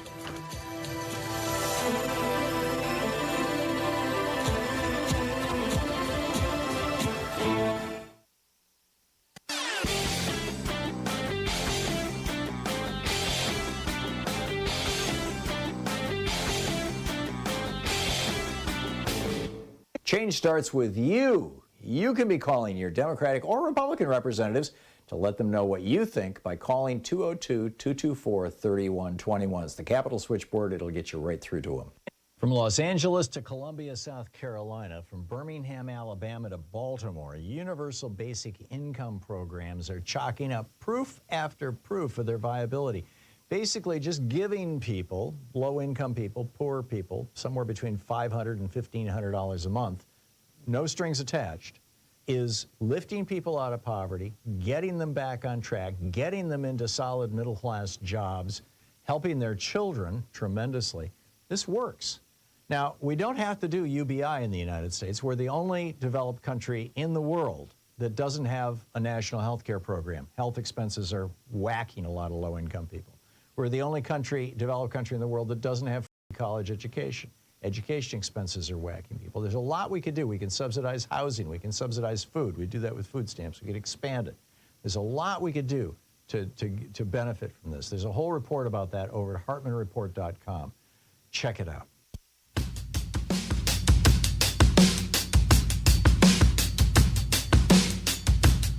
Welcome back. France just passed legislation making abortion a constitutional right in France, or establishing abortion as a right nationwide in France. It's the first country in the world to do this. Take that, Republicans. Speaking of the news, this is rather distressing. And again, another story that's not getting anything close to the coverage I think it should. This is from the New York Times from a couple days ago. OPEC to extend oil production cuts through June is the headline. And I'll just read you the first paragraph. Saudi Arabia, the de facto leader of OPEC, said Sunday that it would extend cuts in oil production through June, noting that it was acting in coordination with some other states. Saudi allies, including Kuwait and the United Arab Emirates, said Sunday they would also continue their reductions. Saudi Aramco had been planning on producing 13 million barrels of oil a day. They have now cut their production down to 8 million barrels a day. Excuse me, 9 million barrels a day. And what's the consequence of that? Prices are rising. Brent crude oil is now up to $83.55 a barrel. And, I don't buy gasoline anymore, but Sean does. And she was telling me the other day, we've seen twice now in the last week. Once they went up 30 cents and 20 cents both times. We've seen two 20-cent per gallon gas price increases here in Portland just in the last 2 weeks.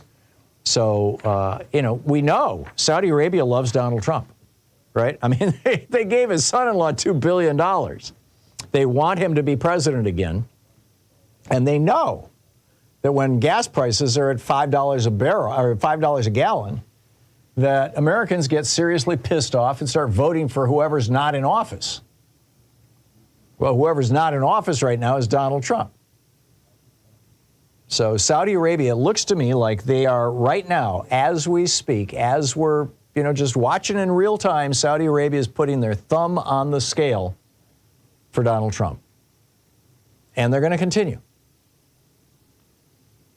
Mark my words, gasoline is going to be $5 a gallon by Election Day. And the Republicans are going to be going screaming about it and yelling about it. And the other thing that this article doesn't point out, but, I think frankly is a big deal, is that the Saudis own the largest gasoline refinery in the United States, down in Texas.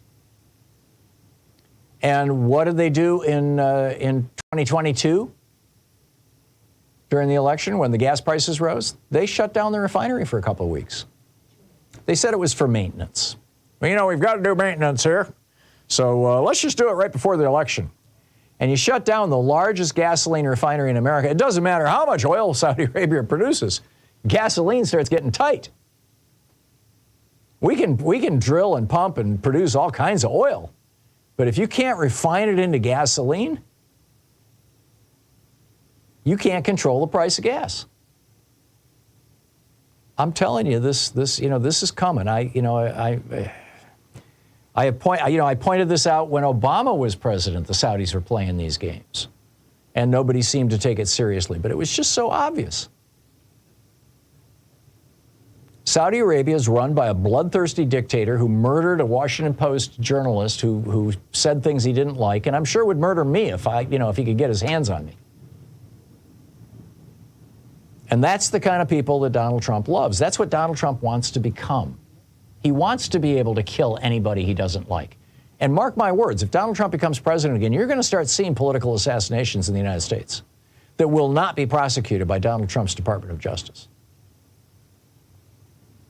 But for right now, the job that Saudi Arabia sees for itself is we've got to make Donald Trump president again.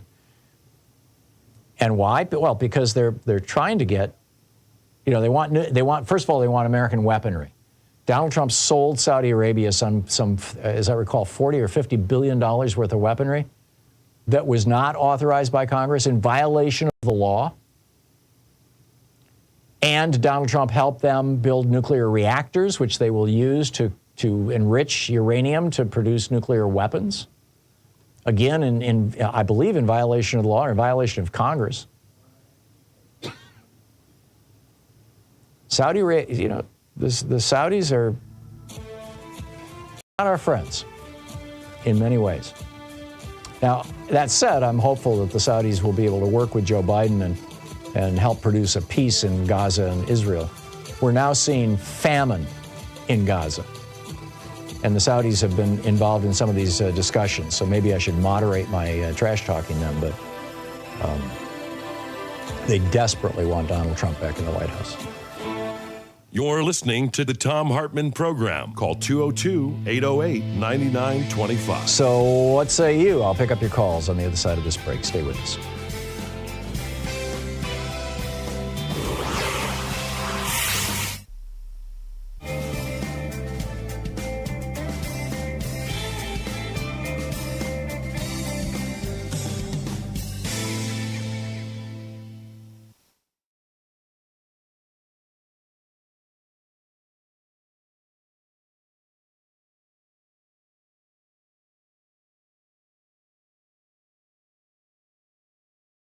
Today in the Thom Hartmann Book Club is Separated by the Border, a birth mother, a foster mother, and a migrant child's 3,000-mile journey by Gina Thomas.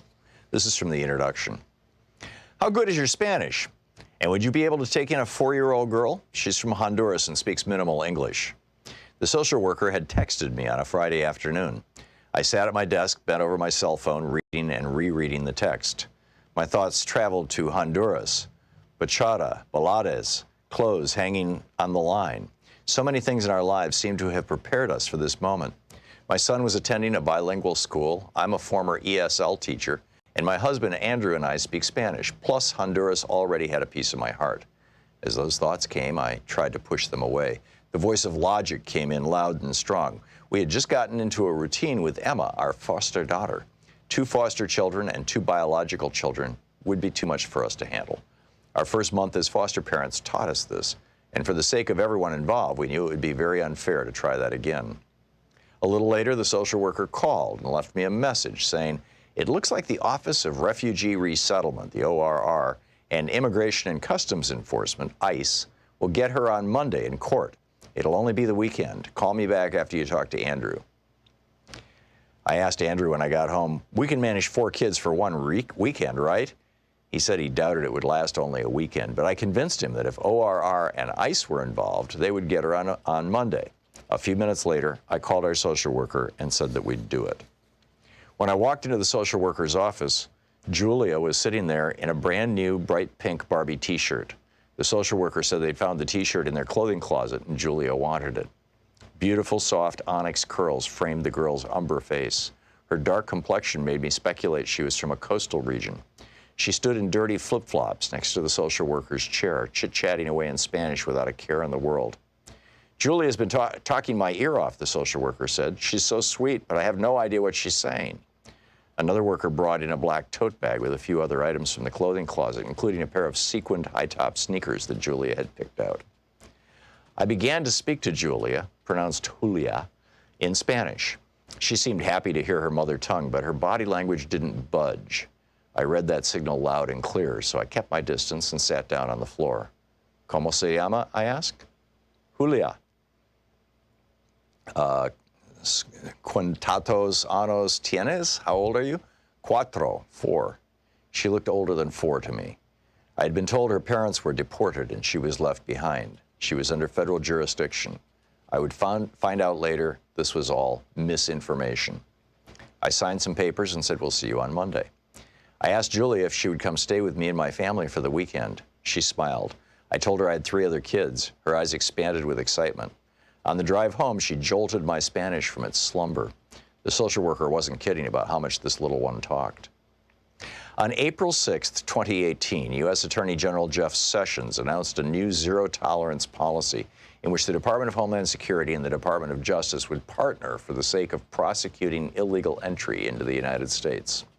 Sessions said, quote, "If you cross this border unlawfully, then we will prosecute you. It's that simple. If you smuggle aliens across our border, then we will prosecute you.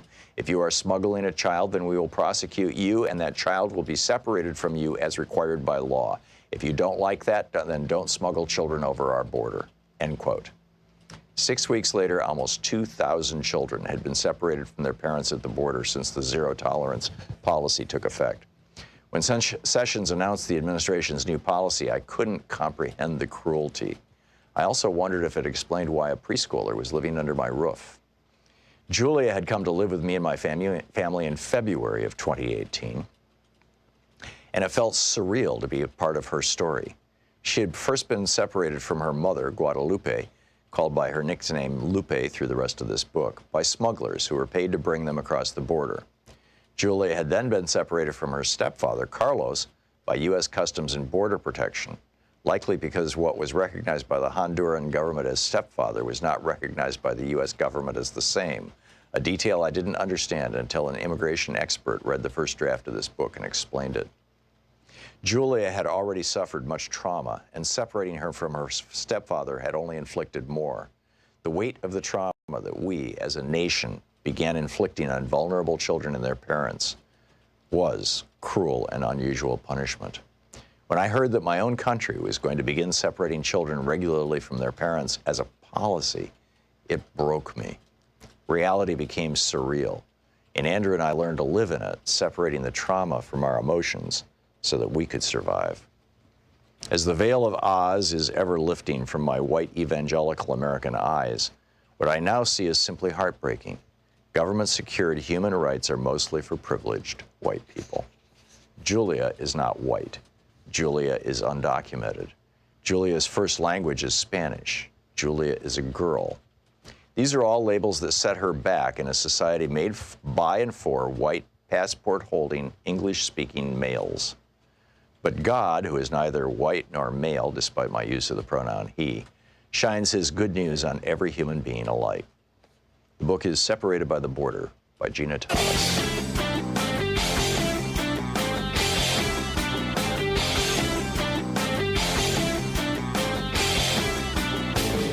Hey, if you like the rants that I open the show with every day, they're typically published over at hartmanreport.com. Check it out. When I was a little kid, my grandmother had a piano, and I loved to play it. I was incompetent, but I was figuring out all kinds of stuff. And then I kind of got away from it and, went to school and things got busy and just lost track of it. Well, now there's this fascinating new study out of the University of Geneva, Switzerland, that is making me think maybe I should go back and learn the piano. What they found was that they took a group of 132 healthy older adults, retired, 62 to 78 years old. Half of them learned the piano, half of them took music classes without learning the piano. And what they found was that those who learned the piano actually had the strongest increase in their memory, in their mental competence, their mental faculties. Those who took the music class also did well, but learning the piano was a huge step. So check it out. There's a whole long rant about this over at hartmanreport.com. Check it out.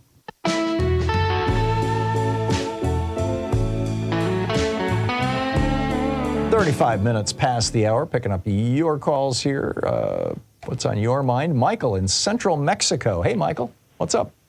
Hey, hi, Tom. Hey, you're doing a great job, man. I wish we could put you on speakers all across the country and have people hear your message. Thank you, Michael. Say what I'm calling for. Before I hit it, I want to just mention you made a comment earlier today about Germany not having any concentration camps, extermination camps within the country, and they did have Dachau. Dachau was not a death camp. That way. I lived up the road from Dachau. I've been there 3 times. It was not a death camp. A lot of people died there, but it was not designed specifically to kill people. It was designed as a concentration camp. In fact, it was one of the first ones that they opened, and it was where they put political prisoners. But the camps that had, and they did have a crematorium there, but that was because, you know, so many people, they worked them to death, basically. But the actual, you know, we're going to bring them in and send them into the showers as quickly as possible and kill as many as possible. Those were all outside Germany. Gotcha.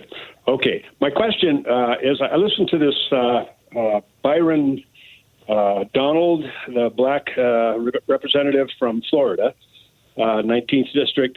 He was on Fox, and I don't watch Fox, but I watched a clip with Bartaramo, or whatever her name is, and he mentioned, you know, his defense of not passing the immigration, or not even taking it up in the House, is that hey, we in the House, we passed this House Resolution 2 or whatever the hell that is, and you know, and they wouldn't even take it up in the Democratic Senate, you know, and it was great. And I was just curious. I tried to find information on what was in that. I know it was probably a real dog trap, but do you have any idea? Are you talking about the border legislation that passed the House that was not taken up by the Senate?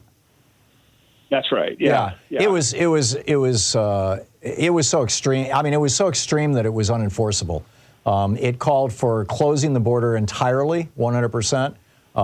It called for ending immigration. It called for, I mean, it was so over the top. It was not a serious attempt at legislation. It was a statement that so everybody could go on Fox News and preen about it. But it was not. It could not have become law.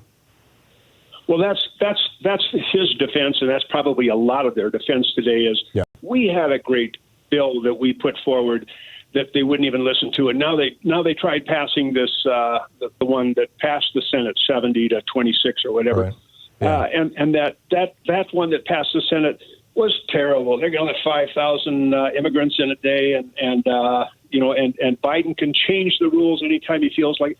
Just so much crap. Yeah. I mean that they're dumping. No, they're lying about it actually. But I get your point.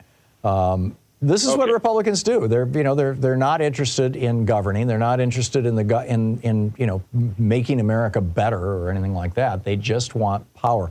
You know, Trump has come out and said, you know, if he has a second term, he's going to have another tax cut for billionaires. I mean, it's just going to get worse and worse and worse, right? So, Michael, are you living in Mexico or are you just visiting? No, I live down here now. Yeah, I've been down here off and on for 20 years, but I live down here for the last 6 or 8 now. It's a wonderful place. Getting more expensive, though. It's like the U.S. It's everything's getting crazy. Yeah. But the weather, you can't beat it. Yeah, we've got a couple of callers who live in Mexico. Nicholas is the most common, the most frequent. He's also in our chat room on YouTube. But fascinating. If my kids weren't all living here, well, I don't know. Right. I like Portland.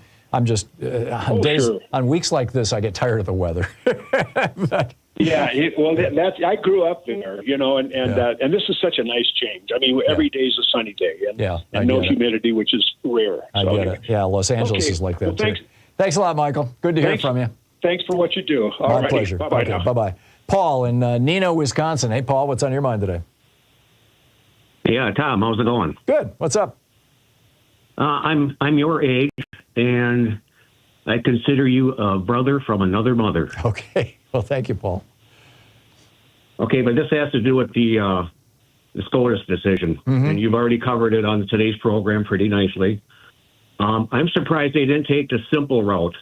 In reading Section 3, I'm not going to read the whole thing, but it says they cannot hold any office. Right. Does not say they cannot run for the office.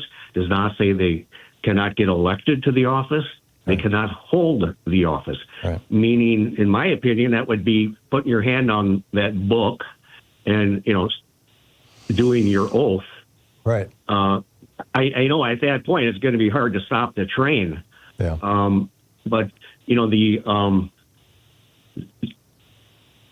I don't know. What's your opinion on that, real quickly? Well, you have 5 of the 9 justices who ruled that the courts no longer have a voice in this. That only Congress can decide if somebody can sit, in a federal elected position or not.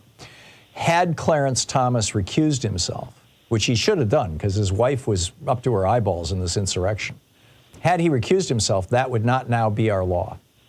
In other words, the courts would still be able to rule on whether Donald Trump is eligible to be in office, or anybody else, any other insurrectionist. But now you've got a situation where any of those people who participated in January 6th, which was clearly an insurrection attempt, including the dozens who were actually convicted of insurrection, the Proud Boys and 3 Percenters, now they can run for public office, and they can hold public office unless Congress passes a law saying, no, you can't, which is nuts.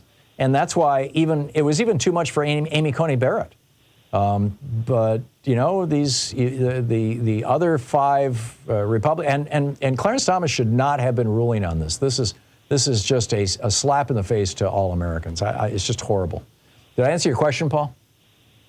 Yeah, pretty much. Can I do a shout out though to there is a businessman here in northern Wisconsin that was in court fighting, to keep him off the ballot here in Wisconsin. Mm-hmm. His name was Kirk Bangstad. It's kind of a moot point now, obviously, right. But he owns Minocqua Brewing Company up in northern Wisconsin. Beautiful area, beautiful small lakes, deep, cold lakes. And he's got a brewing company, and he does ship to some states, but he's got branded. His products are like he has some coffee products, and they're called woke. Caffeine, you're woke, kind of thing. Obviously, he's a progressive. Mm-hmm. He's got Rainbow Land Soda. He's got Biden beer. He's got AOC. Oh, I've heard of this guy. Yeah. Yeah, he's got Bernie Brew. He's got Extinct Elephant. He's got Choice Beer. Can you buy his stuff online? Yeah, there's a website. There's a certain number of states that he can legally ship to. Right. But he's got a Ruth Bader Ginsburg beer that's got her collar, a graphic of her collar around the can. Oh, isn't that sweet? And so what would the website be, Paul? Do you know? Well, it's Minocqua Brewing Company, but it's MINOCQUA. Okay. But even if you misspell it, I'm sure Google. If you Minocqua Brewing Company, even if you get the spelling wrong, Google will take you, very cool, to it somehow. Very cool. Well, good on you for the shout out, Paul. Yeah, in the past he also had Obama beer and some other things. So it's just, he's a good guy. He's a good guy. I'll have to check it out. If he's anybody that keeps fighting the good fight, that's good with me. There you go. Me too. Thank you very much, Paul. Good talking to you. Mark in Valley, Washington. Hey, Mark, what's on your mind today? Mark, your phone is breaking up really badly. I don't know if there's anything you can do about it. Move to a different room or something. Is it any better now? Yeah, it is. All right. I think you're giving the Republicans too much credit. 1950 America is not fascist enough. They want to go back to Americans' version of 1936 Germany. Yeah, I think you're right. Or 1860 version of the Southern States, the Confederacy. Yeah, that would work. Kind of where fascists started. Yeah, well, they were fascists. The Confederates were fascists, unabashedly. Here's what was going through my mind. I can't remember the name of whatever wife Trump buried on the golf course. Yeah, Ivana. But that's what I thought, but I wasn't sure. If for some reason he decides he's got to exhume that body and move the body somewhere, we better get some court orders to be there, somebody from the FBI to be there when that casket's open, because if Trump decides to move that body, he's getting papers out to sell to somebody. I agree. I think he's got, we still don't have that 10-inch thick binder with all the top secret stuff about the American spies in Russia. I think that might be what Rand Paul took to Russia to give to Putin. I don't know, but or at least a copy of it. The original might be buried. Yep. Yeah, there you go, in Ivana's grave. Well, it'll get interesting if he has to sell Bedminster to pay off New York State, Well, that's what I'm saying. Yeah. He needs money right now, and if all of a sudden that body's got to be moved, there's a reason. Yeah, there you go. Mark, thank you very much. I'm wondering if he even got a permit to have a cemetery on his golf course. You would think that New Jersey would have something to say about that. I don't think you could just bury a body in your backyard. I mean, there are rules, right? Anyhow, we're picking up your calls here. It's 45 minutes past the hour. I'll be back with more of your calls in just a moment. Stay tuned. You're listening to Thom Hartmann. Visit thomhartmann.com for audio and video archives. And why is it that, around Putin, people keep falling out of windows? Around Trump, his wife falls down the stairs and dies. I mean, coincidence?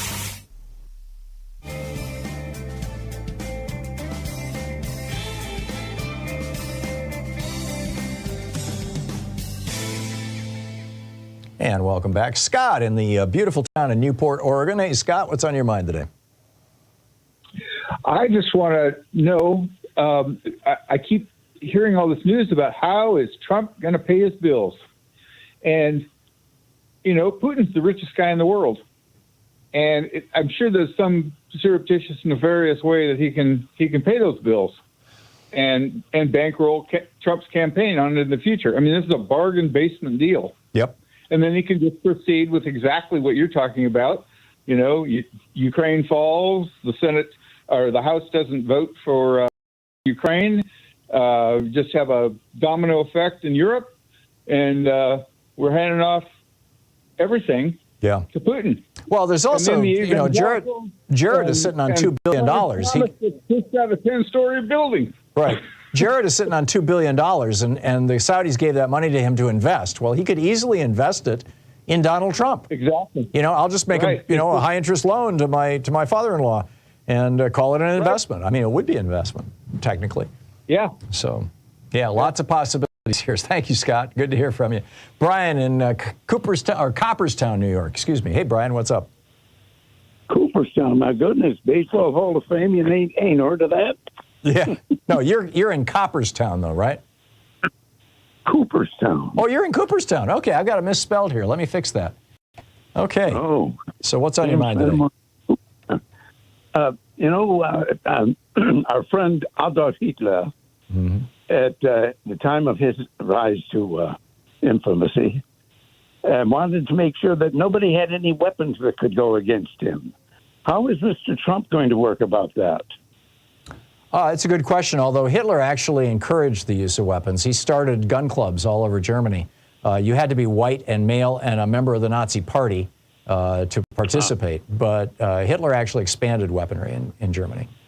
I know that the gun nuts in America love to say, Hitler disarmed people, and then, it's not true. Uh-huh. Well, I hadn't heard that. That's interesting. Yeah, look it up. Look it up. It's easily found. There's actually I don't think I devoted a whole chapter of my book, The Hidden History of Guns and the Second Amendment, to it, but it's in my book too. That's how I learned it. When I was researching the book.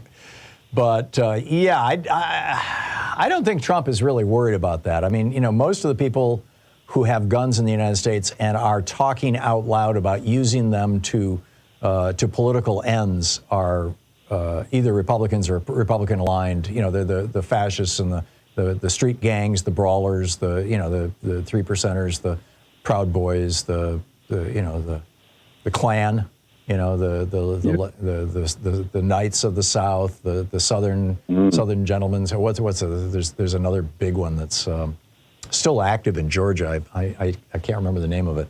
The White Citizens Council. They call them Citizens Councils. They dropped white from it, but those are still around. Most of those are armed, and most of them use a lot of weapons. And you don't hear so much about that from the League of Women Voters, or any of the progressive groups, the gay group, the queer groups, or the environmental groups. I mean, they're not marching in the streets with AR-15s and whatnot. So, Brian, thanks for the call. It is an interesting question. It's 10 minutes before the hour. We'll be right back with more of your calls in 60 seconds. Stay with us.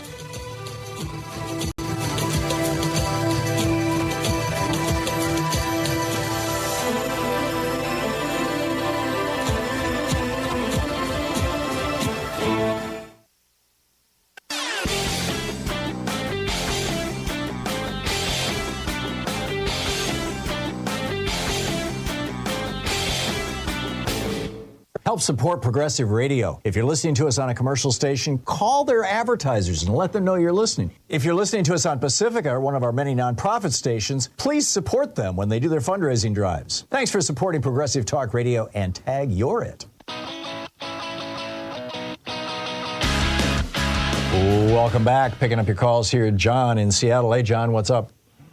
Yeah, good morning, Tom. Thanks for being there. I've got something that I was curious about, and I'm surprised that Wiseman and Capiel haven't talked more about it.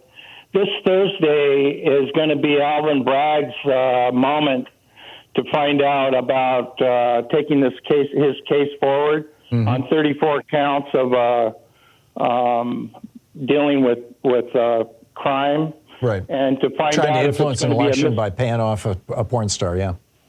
Yeah, and if he's found guilty, he could get 4 years. And it's either, if it's a misdemeanor, I don't think there's any time, but if they find him guilty of certain things, He's looking at the possibility of going to prison. I get it. And so if Cohen went to prison over the same thing, which and got he did, 2 years or whatever, yep. I'm thinking here's a possible chance that if he's found guilty, he could go to prison for at least a year or two at the most, and not given a pardon. Yep. Because you can't get a pardon in state court. That's true. That's true.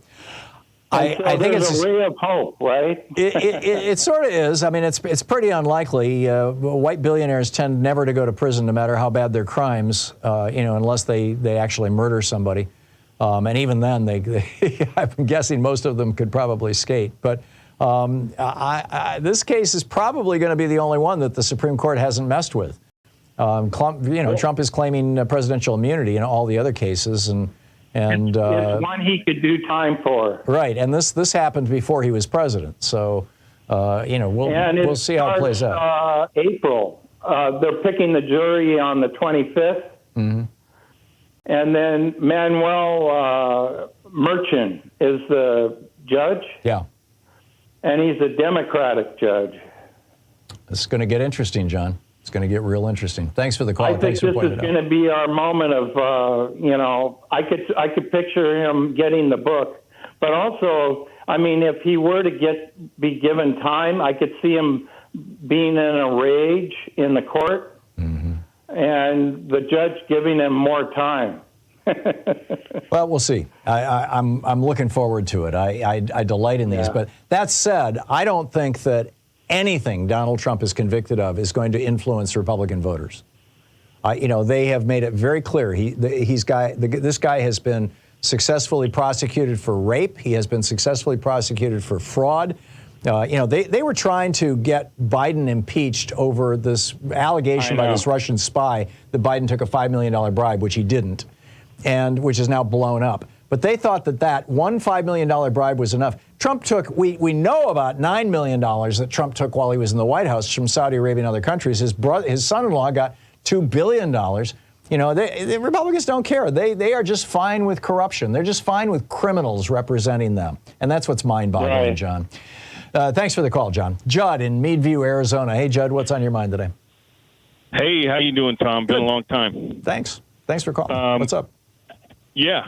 I'm a truck driver. I was in Portland over the weekend. But anyway, I'm on the other. I just got into Idaho out of Ontario, Oregon, and I pulled into a rest area here. I was hoping to talk to you.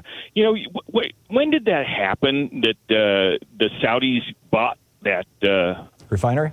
It was during the Trump. I believe it was during the Trump administration. I could be wrong, but I believe it was. I mean, how that's just horrible. Yeah. That's even the case.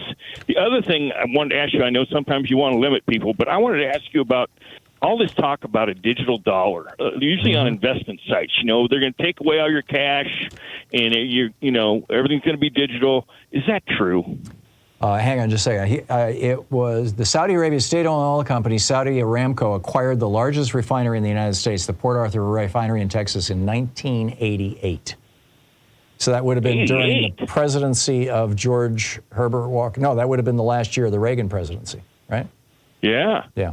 So you Oh can my thank Ronald Reagan for that. I'm sorry, I was typing to Like get we that thank him answer. for so many other things. Yeah. So I we missed thank the him last for so couple many words other you things. said. What was your last question? I was asking about this digital dollar that on a lot of investment sites I'm seeing. I turn my CV down.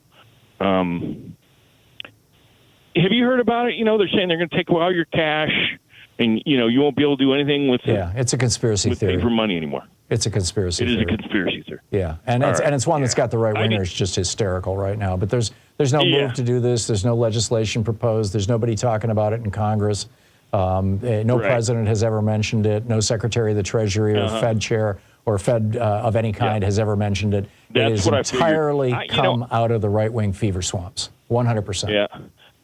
I don't have it in front of me right now, but last time I was home, or one night when I was looking on the internet, I got an email. I get some of these right-wing emails from these crazies, and they're talking all about how how you need to take all your money out of your bank accounts, and they're encouraging all their right-wingers to do this. Right, and put it in gold because they're selling gold. They make a huge profit on it. We had gold advertisers early on in the program, and eventually figured out that most of the gold sales are, they're a terrible investment. I mean, yes, gold does appreciate absolutely, but there's better ways to buy gold. You can do it through ETFs. If you want to have some physical gold, buy it locally, but we don't do that anymore. I won't take them as advertisers. Judd, thanks for the call. We'll be right back. You're listening to Thom Hartmann.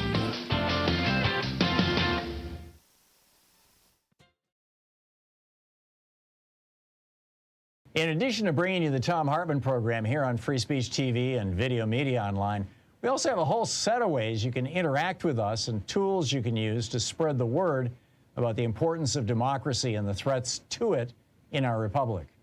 First, there's your daily homework. Sue Nethercutt puts together a daily email newsletter that has a link to every story I discuss on the air, so you can find my sources and you can share them with your friends. It's free and you can sign up at thomhartmann.com. Second, I publish my daily take every day over at the hartmannreport.com website. That's also free if you want the daily 5 days a week rant in your inbox. No ads either. Third, we have the podcasts. There's the free 1-hour version of our daily show that's advertising supported. You can find that wherever you get your podcasts normally. And then there's also the podcast of the entire 3-hour show with no advertisements, and that's available by subscription over at thomhartmann.com. So check them all out at thomhartmann.com and hartmannreport.com.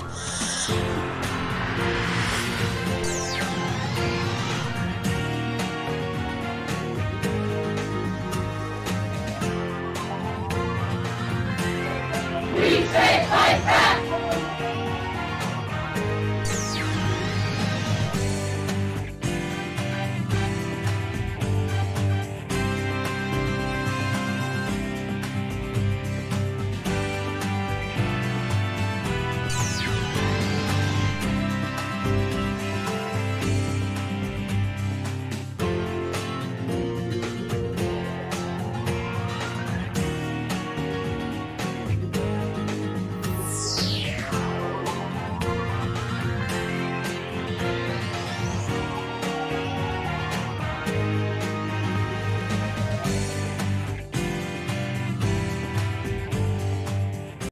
Today we're reading about Thunderdome politics, an uncivil war taking back our democracy in an age of Trumpian disinformation and Thunderdome politics by Greg Sargent, the Washington Post columnist. This is from his chapter on voter suppression. It's page 37. Republicans and Democrats inhabit different political realities, as mentioned in a previous chapter. But there are certain facts about our politics that are just objectively true. One of them is this. Generally speaking, efforts to make it harder to vote are almost always pushed by Republicans. You cannot understand what is happening in American politics right now without recognizing this stark and very fundamental difference between the two major political parties. During this decade, procedural hurdles were put into place in around 20 states that in some manner or other have made it harder to vote or to register to vote, or have undone previous efforts to make voting or registering easier, or have otherwise threatened serious disenfranchisement. Most of them were the creation of Republican lawmakers and officials. The difference in the two parties' national platforms for 2016 tells the story. The GOP platform champions additional hurdles that are absurdly disproportionate to the phantom abuse it alleges, while the Democratic platform champions multiple specific ways to make it easier to vote, not harder. The most common and controversial of methods used by Republicans to suppress Democratic turnout is the requirement that would-be voters present identification at the polls. The game here tends to turn on requiring forms of ID that some groups are less likely to have, making participation harder for them. Other restrictions include techniques like cutting back on early voting and making it harder to register, which have, in recent years, been instituted in multiple states. Republicans who have passed laws making it harder to vote have tended to claim such measures are necessary to protect against, quote, voter fraud. We'll look at this in more detail below, but for now, note that most of the states that have passed such measures did so while under Republican control.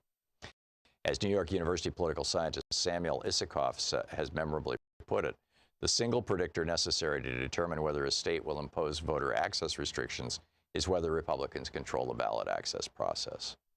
Scholars trace the modern era of warfare over election rules to the intensely contested presidential election of 2000, in which a divided Supreme Court halted the recount in Florida, throwing the presidency to George W. Bush. The closeness and partisan acrimony of that contest, combined with the intense national focus on election rules that accompanied the court battle over it, helped persuade both parties to invest much more attention and energy on those rules. As a result, both the implementation of measures restricting the ballot and the legal battles over them have intensified in recent years. A brief glance at the surprising history of voter ID laws begins to tell the story of this tightening. In the 1970s, several states implemented voter ID measures, but all of them provided for ways that voters without the proper ID could cast a ballot. By 2000, there were 14 such laws, and they had been implemented by politicians in both parties. But by the mid-2000s, amid rising post-2000 acrimony, a handful of red states began implementing voter ID laws that the nonpartisan National Conference of State Legislatures described as, quote, strict, meaning that they make it easy to disqualify those who don't pass muster. After one of those laws in Indiana was challenged and then upheld in 2008 by the Supreme Court, an escalation began that gained momentum in the Obama era. From 2010 onward, the adoption of voter ID laws in general, and of strict ones in particular, accelerated. Though a handful were blocked in the courts, as of this writing, a total of 34 states have voter ID laws in effect, 24 that are deemed non-strict and 10 that are deemed strict. The strict ones are in red states or in swing states where they were implemented by Republicans. The story is very similar if you evaluate the state's voting rules in a broader way, by including not just voter ID measures, but also cutbacks to early voting and restrictions on registration. Here the trend is just as pronounced. After the 2010 elections, the Brennan Center for Justice documented a sharp rise in efforts to pass such measures in the state legislatures across the country. Not all these efforts bore fruit, but many did. By the time voting took place in Election Day 2016, some 14 states had these new restrictions in place for the first time in a presidential election. Now, as of this writing, by the Brennan Center's count, some 20 states have successfully implemented either strict voting ID requirements or cutbacks to early voting or restrictions on registration or other measures with meaningful disenfranchising effects. If you're a liberal who's frustrated by the seemingly unbreakable Republican dominance of national politics, not to mention GOP control of most state governments across the country, then the chances are that these restrictions figure heavily into your explanation of this GOP supremacy. Indeed, social media has been absolutely saturated in recent years with variations of the lament that Republican political dominance is largely maintained through a combination of nefarious and undemocratic tactics, such as ballot restrictions that keep constituencies unfriendly to the GOP from voting, and extreme gerrymanders that have, in effect, built a fortress around the GOP's majority in the House of Representatives. Democrats frequently invoke the GOP's use of these tactics, often justifiably, to raise money and to galvanize turnout. This narrative contains some important truths.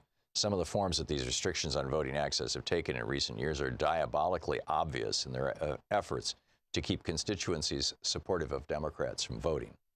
Still others boast the distinction of being more insidiously designed and thus less obvious in their intentions. The book is An Uncivil War by Greg Sargent of the Washington Post.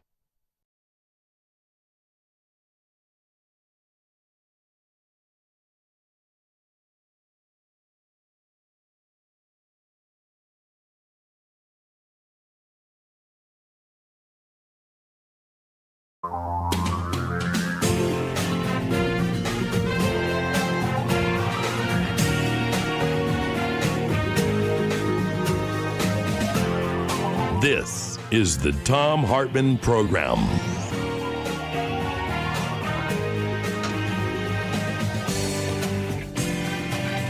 Hey, welcome to the third hour of our program. On the line with us is Barbara McQuade, the MSNBC legal analyst you've all seen on TV, professor at the University of Michigan Law School, former U.S. attorney for the Eastern District of Michigan.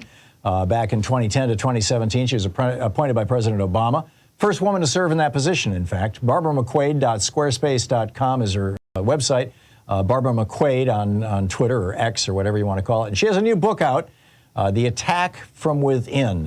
Barbara, welcome to the program, and thanks so much for joining us. Give us an overview of the book. Thank you, Tom. It's great to be with you. Well, the book talks about disinformation. I was a national security prosecutor and now professor who teaches national security law.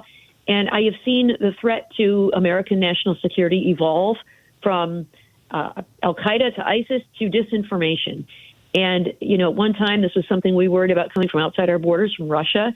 And now I see disinformation as something we're facing from within. You know, just today I saw online images of Donald Trump posing with African Americans that is reported to be artificial intelligence designed to influence black voters into thinking that there are many people who are supporting Donald Trump who share their affinity. And so we have not just the ability to dupe people into believing things that are not true, but we are also seeing, I think, people choosing tribe over truth and saying things they know are not true just because they fit their own narrative or political goals. Yeah, in fact, I saw those pictures this morning, and I believe in one of them, one of the black people only had 3 fingers or something.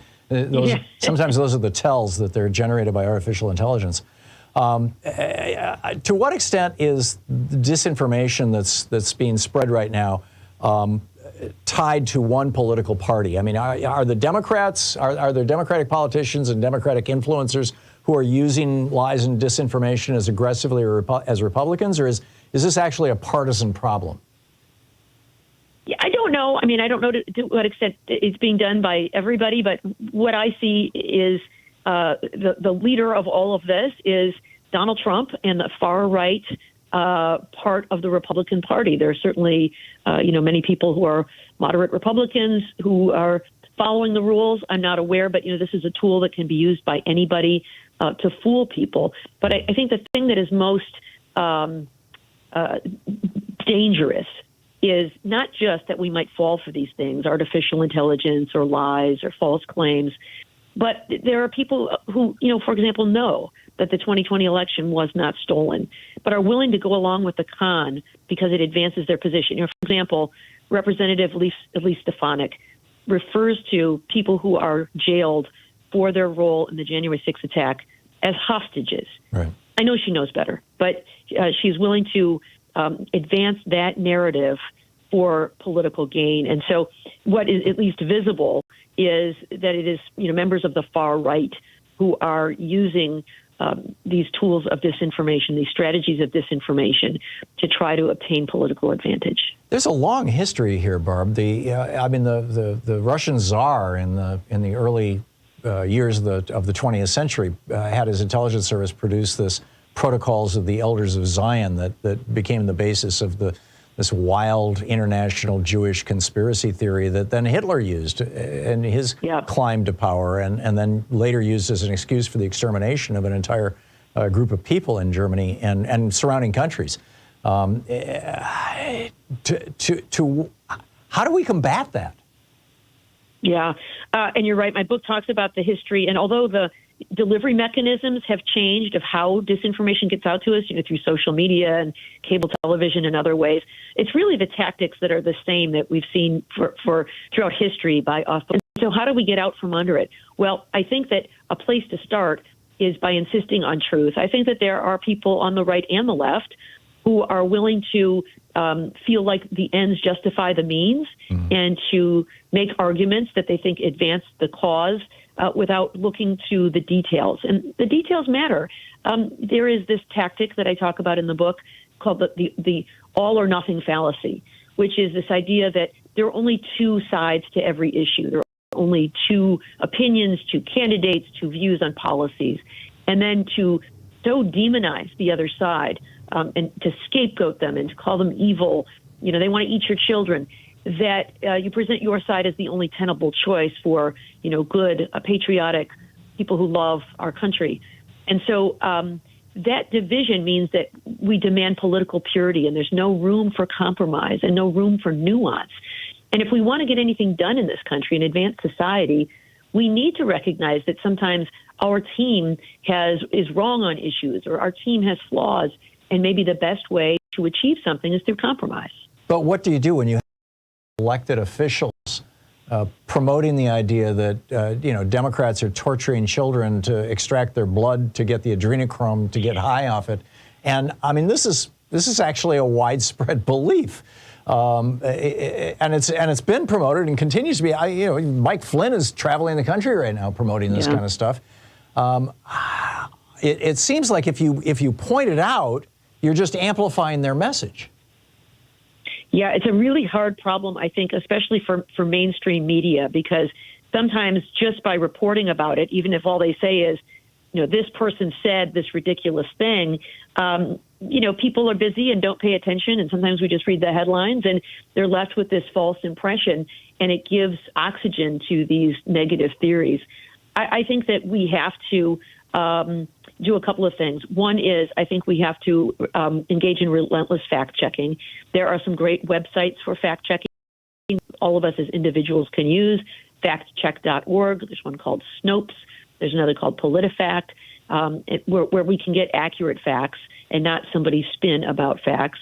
And I think we have to get out and talk to real people in the real world. There's a lot of nonsense online, and when we're all in our own little information bubbles, sometimes that's all we see, and you can't rebut things that you don't see. Right. But in the real world, we can talk to people, and so I think that's the place in the workplace, in our places of faith, in our children's sports teams. Those are the places where we can meet real people and talk across difference.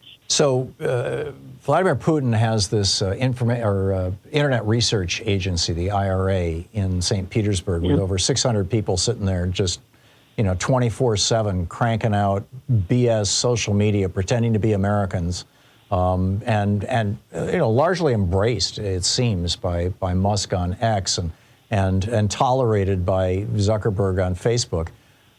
And they played a huge role in the 2016 election. I mean, we know this. Robert Mueller identified it and, in fact, indicted, 30 some odd of them, 20 some odd of them. Are you suggesting, like, you know, legislation or some Finland, for example, another one? You know, Finland has now started in their elementary schools, you know, critical thinking skills and internet literacy programs. But when a country is under attack, I published a piece this morning about how in the years leading up to World War II, from 39 to 42, in a big way, Nazi Germany was pumping disinformation into the United States through Americans and through people who were pretending to be Americans. It was obviously they didn't have the internet, but they had a huge reach.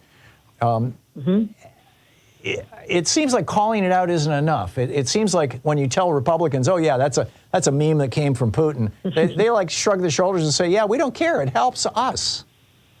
Yeah, so that's the part I think that is so damaging, is that people are willing to choose tribe over truth. Yeah. As long as it satisfies my narrative, I don't care. But, you know, think about the consequences of that. Russia is not in favor of, Donald Trump or Joe Biden. Russia is in favor of Russia. And so destabilizing democracy is in their best interest. They are seeking to sow division, look for all the cracks in society, whether it's in immigration or gay rights or immunization or whatever the issue is, guns. We're just going to stoke division on both sides of this issue by ramping stuff up. And, people take the bait and they end up arguing with Russians or bots that they don't know. So I think the solutions come from two places. One is I do think that there are things we can do ourselves through media literacy, through recognizing fakes online, for looking for second sources of information. So the media literacy they're doing in Finland is great, and I think we need to do some of those things. I also think that all of us need to avoid taking the bait and saying things that we know are not true just because we believe it advances our team's interests. But also, we, the people, need to get together collectively and put in some meaningful regulation on social media to help us recognize these fakes. Makes perfect sense. Barbara McQuade, the book is The Attack from Within, How Disinformation is Sabotaging America. Available anywhere fine books are. Barb, thanks so much for dropping by. Thank you, Tom. Great talking with you. This is the Thom Hartmann Program. We'll be back with more of the news of the day and your calls in just a moment. Stay tuned.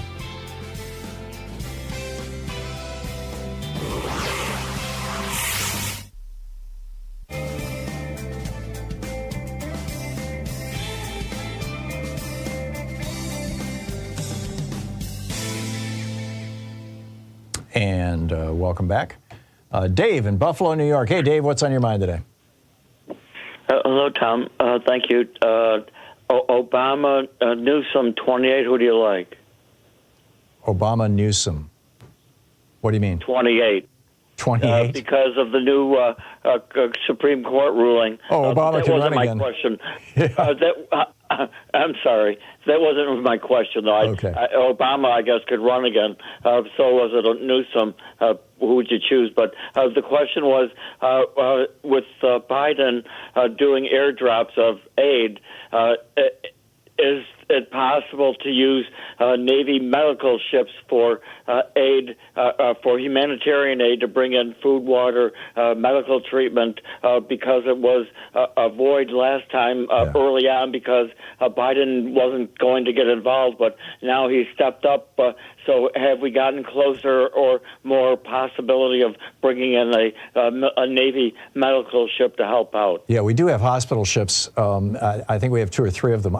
I think it's pretty unlikely. Number one, it would be a drop in the bucket. I mean, there were I believe there were 5 major hospitals in Gaza. All are now destroyed by the, one hospital ship would handle what, might be a small fraction of what one hospital would handle. So, no, I seriously doubt that we're going to see anything like that. What we need to be doing is opening the access to Gaza so that the aid trucks can get in, and stopping the Israeli protesters who are preventing the trucks from going through, and the Israeli government, the Netanyahu government, who is making them jump through all these hoops so they have to load and unload the trucks 2 and 3 times before they can even take them into Gaza. It's just nuts.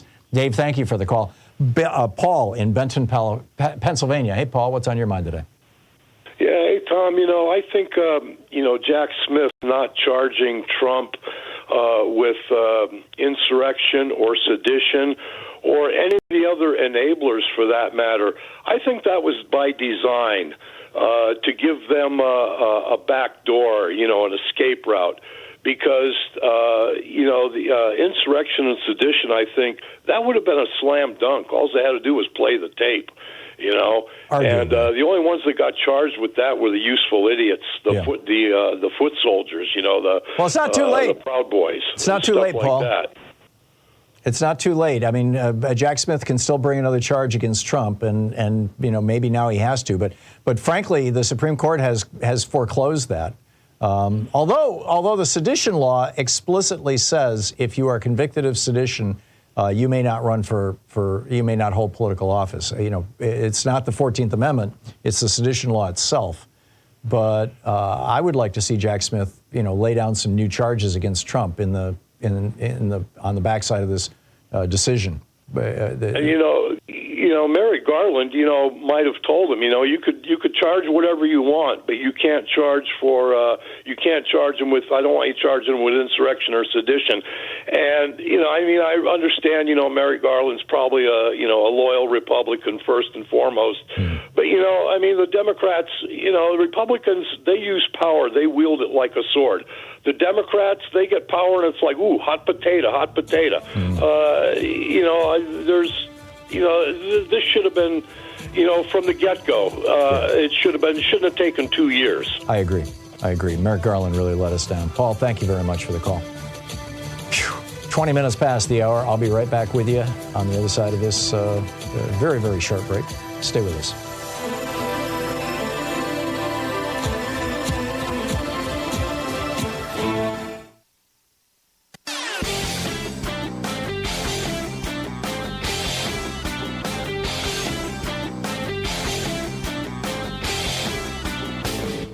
Missed my opening rant today? It's usually published over at HartmannReport.com, where you can read it and share it with your friends for free. Check it out, HartmannReport.com.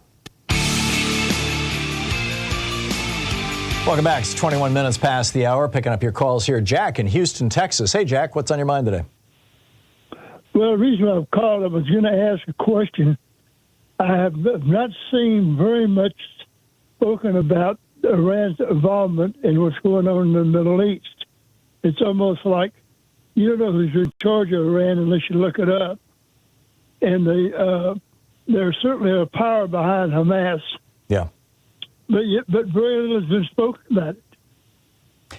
My sense of it is that the Biden administration, which would probably have to be driving that process, exposing behaviors and things like that, really doesn't want to be in a conflict with Iran right now. And in fact, there may well be back-channel negotiations to try to restore the deal that Donald Trump blew up. I have no specific information, Jack, but that would be my guess as to why we're not hearing much about it. Well, we see it. We know. I say we know, and we get most of our information through the media, or different medias. Right. I think that they were a purveyor of arms to the Middle East right now, and they got a ton of money. Yeah.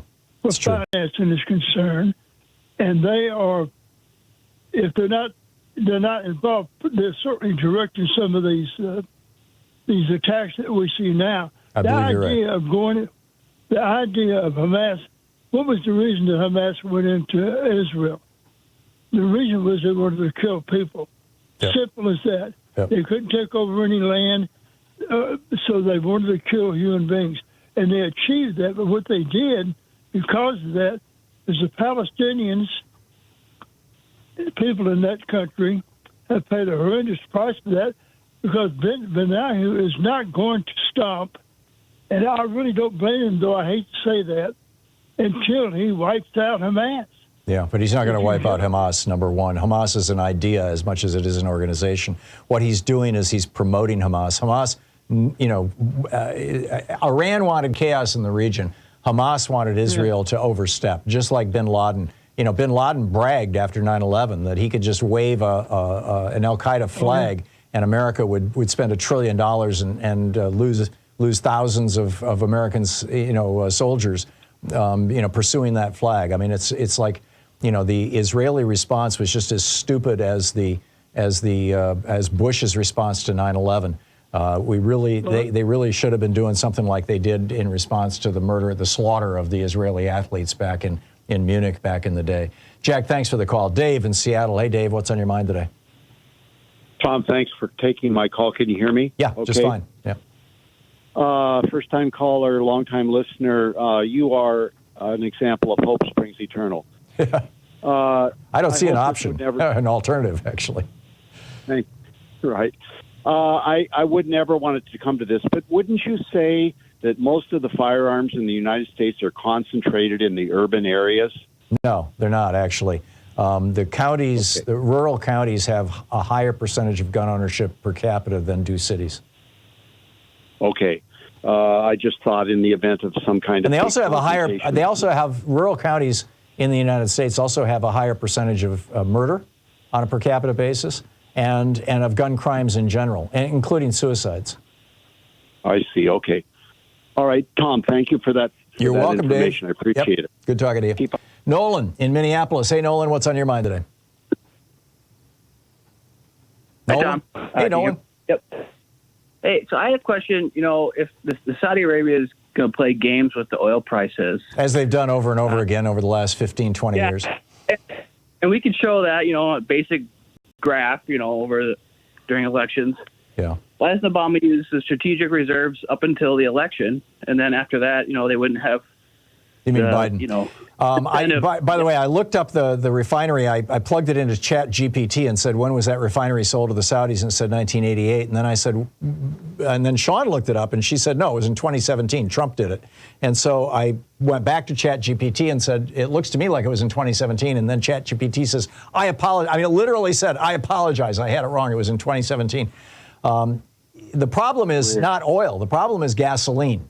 And the Saudis now own, in Port Arthur, Texas, the largest gasoline refinery in the United States, capable of refining 600,000 gallons of gasoline a day.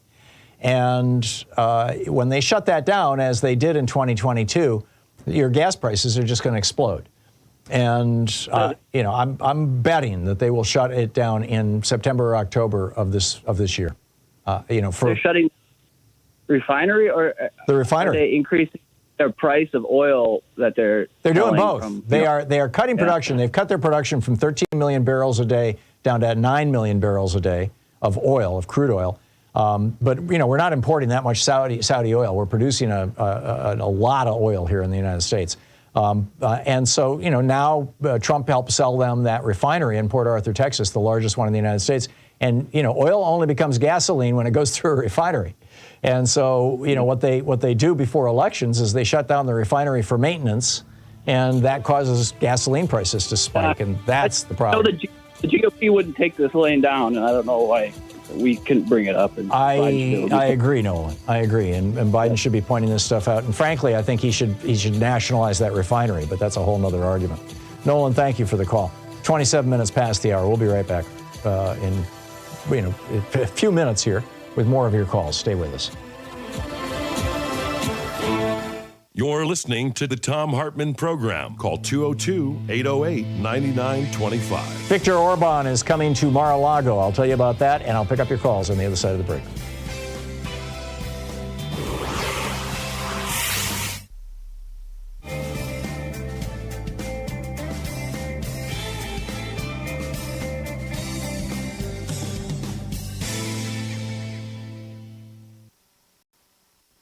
Decadent Society, How We Became the Victims of Our Own Success, by Russ Douthat, a New York Times columnist. And this is from, it's about the middle of his first chapter. This is a subchapter titled The Limits of Neoliberalism. There's no shortage of theories to explain this great stagnation, to borrow a phrase from one of the theorizers, the George Mason University economist Tyler Cowen. And there's also no need to simply choose between them. Like most broad trends, the economic decadence of the developed world is overdetermined, and almost every serious attempt at explanation will contain some element of truth.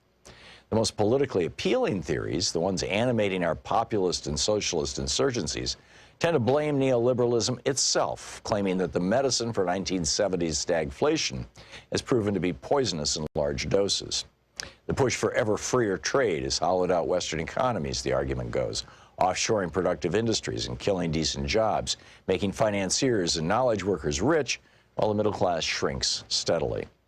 Meanwhile, low tax rates intended to spur investment have enabled the rich to keep more of their gains while starving the programs required to protect the poor and boost the working classes. Antitrust policy has become so fixated on the so-called benefits of consolidation, lower prices for consumers, that it has ignored all the ways that market-dominant corporations can warp policies and strangle innovation.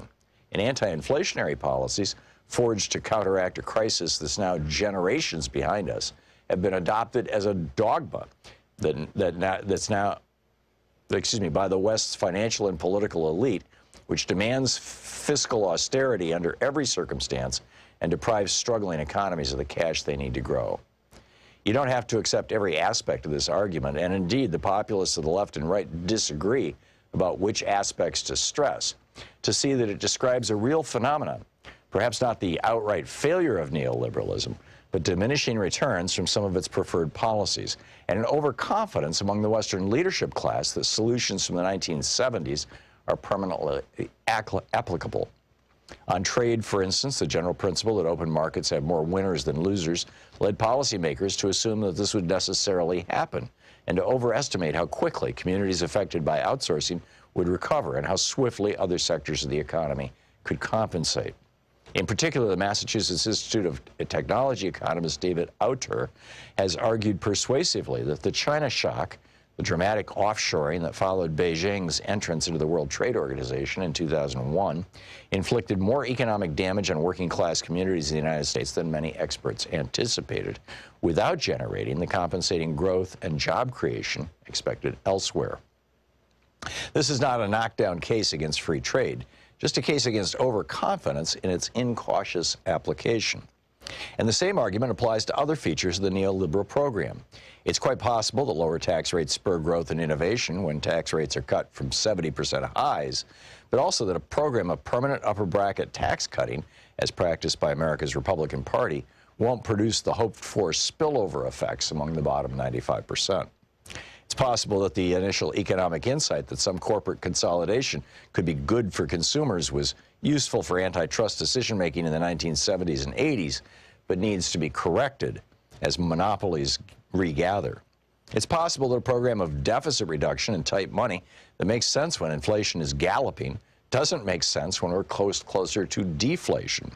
The countries sometimes need a loose monetary policy to fight stagnation, and having a financial overclass too fixated on the perils of a for-now imaginary inflation is a recipe for permanently lower growth.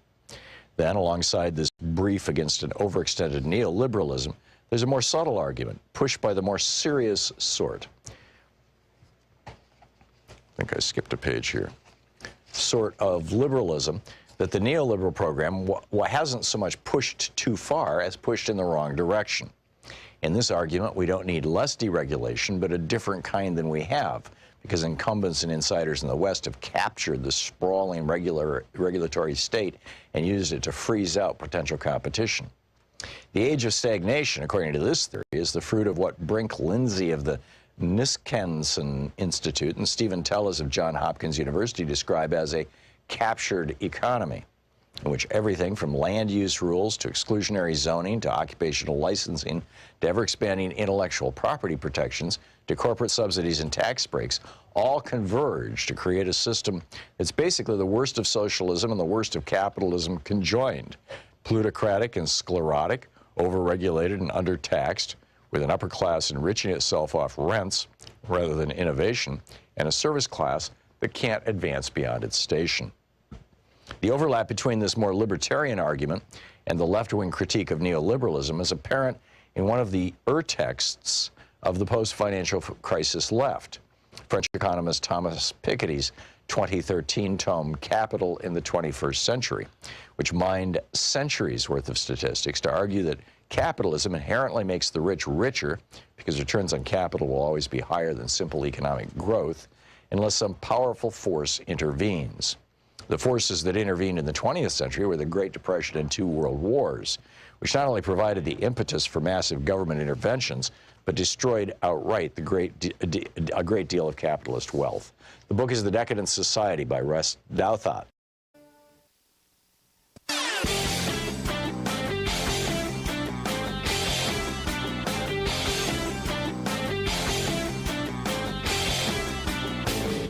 From international trade policy to immigration policy to housing, we've got all kinds of topics.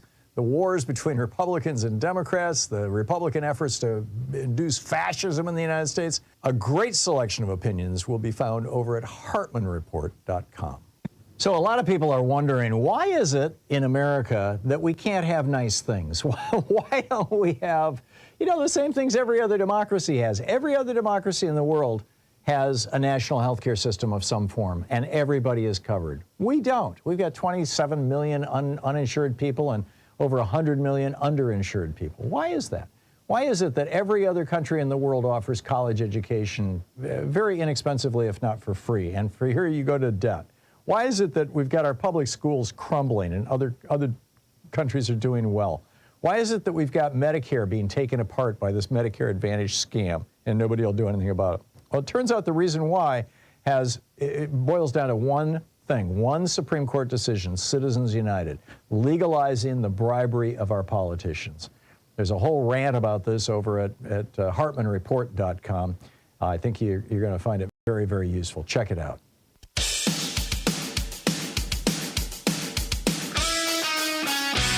Minutes past the hour. Picking up your calls here. Dean in Los Angeles. Hey, Dean, what's up? Good morning, Tom. I just wanted to chime in about that, the recent SCOTUS ruling.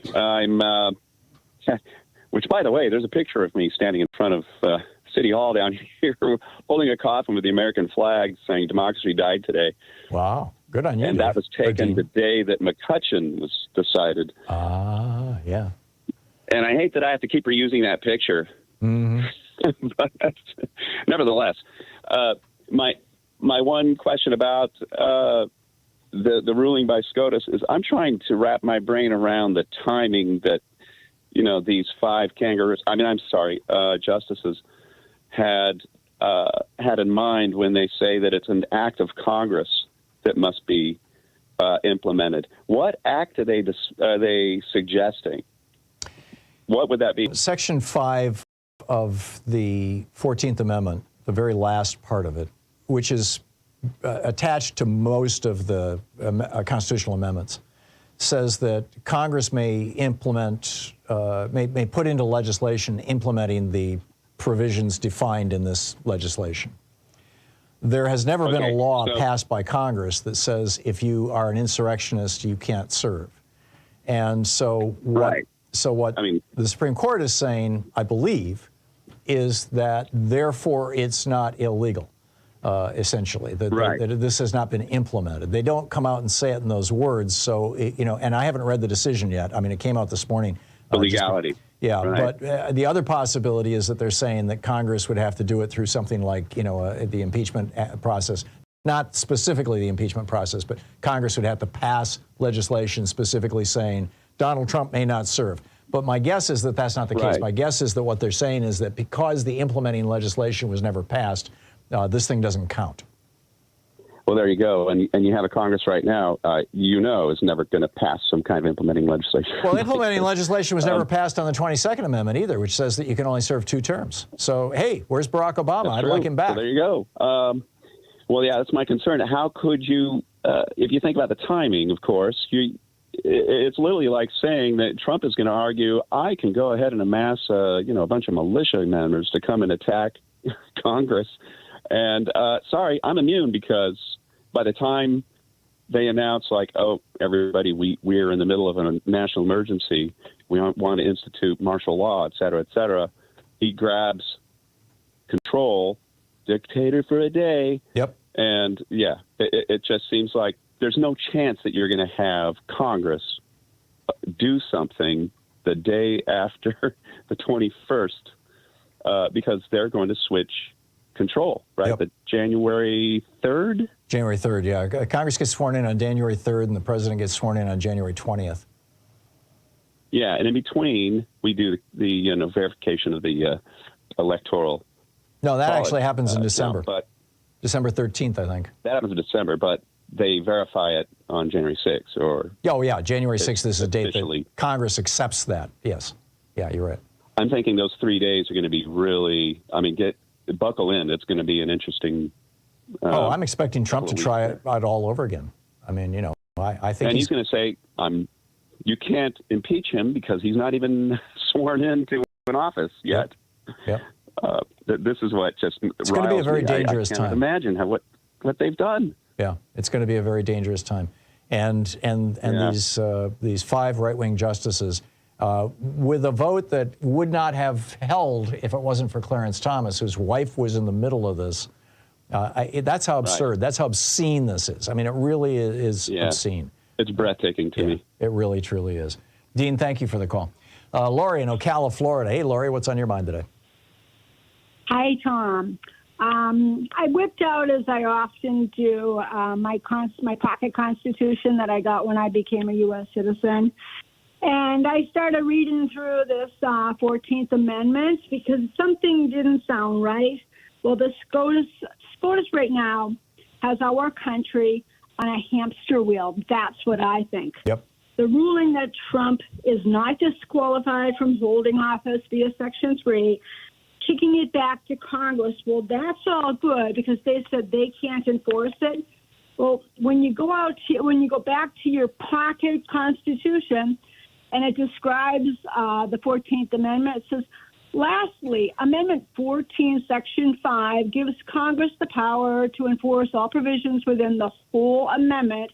This gives Congress the power to pass laws that protect civil rights, just like the Civil Rights Act of 1964 or the amendment, the American Disabilities Act. Let's go to that Civil Rights Act that the Supreme Court has been systematically dismantling. Gutting. I mean, I am telling you, they are setting themselves up as the ultimate power. Everything that we pass and we do by this law, that way. They've been doing that since 1803. But let's be clear, Lori, it's not the Supreme Court that's doing this. This is 5 Republicans on the Supreme Court who are doing it, or 6 Republicans. I understand, but right now, I understand that, Tom. But right now, we have to call them the SCOTUS because that's all we have. So that's what we have. They are setting it up for future Supreme Court justices to do just this. For everything. I agree. I agree. This is there has been a massive power grab in the last 50 years by the Supreme Court and by Republicans on the Supreme Court, and they show no inclination to let go. Lori, thank you very much. Clay in Vicksburg, Mississippi. Hey, Clay, what's on your mind today? Well, regarding the this SCOTUS ruling again, you had mentioned earlier something about people in the past had been prevented from holding office due to insurrection. Right. Well, my thought then was, well, what government entity prevented them from doing it? Was it a federal entity or a state entity? Yeah, that's a good question. I know that just in the last year, I mean, just 5-6 months ago, the New Mexico Supreme Court ruled that an insurrectionist, a guy who was at the Capitol on January 6th, could not hold public office in New Mexico. Right, but so that's a state office. That was not a state office, right? To the best of my knowledge, this is the first time this has been applied to a federal office, at least in the modern era. Now, there were a number of people who were not able to run for Congress in the 1860s and 1870s, and who had participated with the Confederacy in the Civil War. But they just honored the amendment. But were they prevented? I guess they were prevented by a state from running for a congressional seat for their state. I don't know. I'm sorry, Clay. I'd have to go back and look at the mechanism. I'm not familiar with the mechanism. My thinking was that I feel like the Supreme Court, in this case, even though I don't like it, made a correct decision in that if you allow this, it's just a Pandora's box of chaos that they could be opened up. I think. Right. Individual states, some red states would start, barring Biden from the ballot. I get that. But what they didn't have to do, and this is what all 3 of the liberal justices and Amy Coney Barrett pointed out. Congress thing. That's right. But that was why I asked what entity would actually do the restricting of saying this guy cannot be president. It would be a federal court.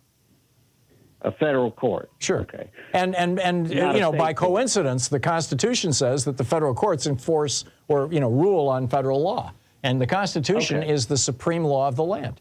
It is law. Yeah. Right.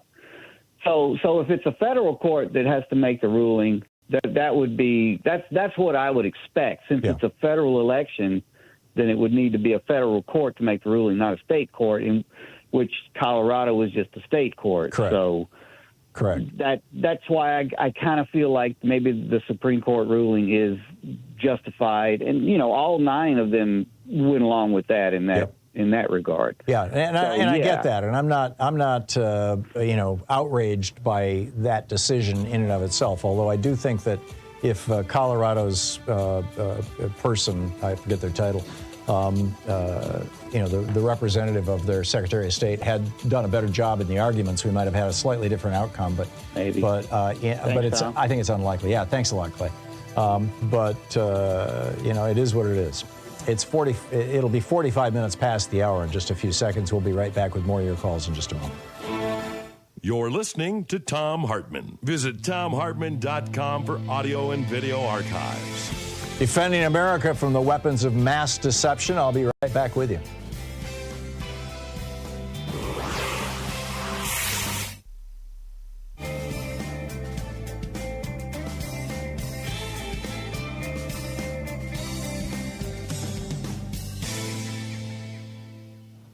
welcome back Johan in Los Angeles. Hey, Johan, what's on your mind today? About the Trump speech at the CPAC last week. Mm-hmm. Would that impact MAGA voters? As he said, so do I, as Putin prefer Biden because he was more predictable. I don't think anybody will affect the MAGA voters, Johan. I mean, they have no problem with him being convicted of rape. They have no problem with him being convicted of fraud. They have no problem with his telling 30,000 lies while he was president. They have no problem with his having screwed up COVID so badly that he killed 600,000 Americans who didn't need to die. They just have no problem with any of it. They just want Big Daddy. They want an authoritarian leader to make them feel safe. Right. If Democrats use this as a political ad this year for election campaign, would that be effective? I think it might, but I don't think it would be effective on the MAGA base. I really don't think that you can reach most of those people. But that's not who's going to decide the election. The election is going to be decided by the swing voters. It's going to be decided on the margins, and it's going to be decided based on turnout, the number of Democrats who actually show up to vote. And it's going to be decided in part by how many people the Republicans are successful in purging off the voting rolls so they can't vote, which is something that the Republicans have gotten very, very good at since the 1960s. So we'll just have to wait to see. Johan, thank you for the call. Patrick in Joliet, Illinois. Hey, Patrick, what's on your mind today? Yes, Tom, first-time caller. I'm your age, and welcome, and a long-time newspaper subscriber. Mm-hmm. My idea is about marketing of your wonderful program.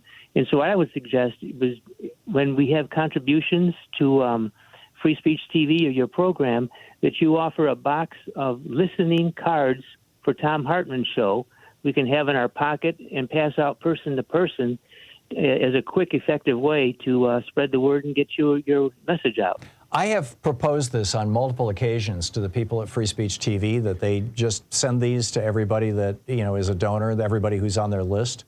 But I've been begging them for 15 years to do outreach and bring in more viewers, and nobody seems to give a damn. Well, same age as you and I had the same idea when I was on the advisory board of WWIII in Chicago to have listener business cards. And they didn't want to listen to me because everything was going digital and everything else. Yeah. But, hey, another quick thing is here in Joliet, which is next to Plainfield, Illinois, the unfortunate incident of Wadia al-Fayoume, the 6-year-old Palestinian American who was murdered in October. Right. Turns out in our paper, they're having a new group of churches and synagogues and mosques coming together to make America human again.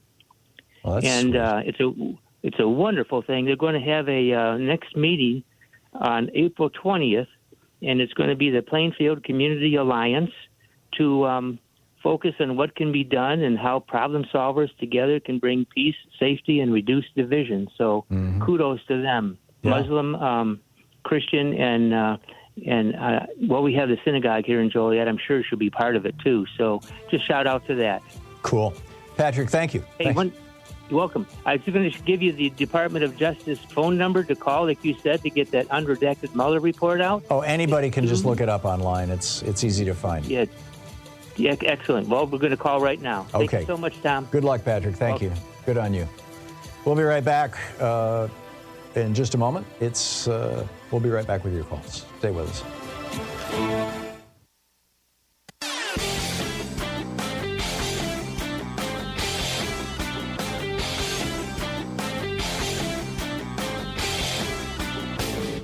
Hey, thanks so much for sharing our program and for reaching out to our stations and sponsors and letting them know that you're listening. It really means a lot to us. Back in 2010, when Victor Orban took over the Fidesz party in Hungary, that party was sort of like the Republican Party. It was just a conventional conservative European political party. And he has turned it into a neo-fascist powerhouse. He pushed through he altered the nation's constitution to push through what we would call gerrymandering and voter suppression so that his party will always win.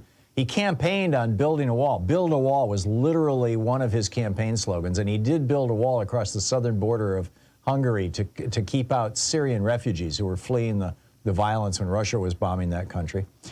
His other two campaign slogans were, and I quote, "Restore Christian purity and make Hungary great again." Seriously, back in 2010, 6 years before Trump.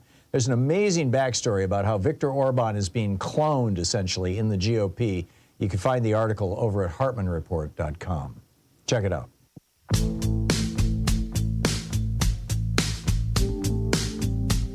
Ten minutes before the hour, picking up your calls here. Carl in Chicago. Hey, Carl, thanks for listening to WCPT. What's up? Hey, Tom. Happy Monday. Thank you. Back at you.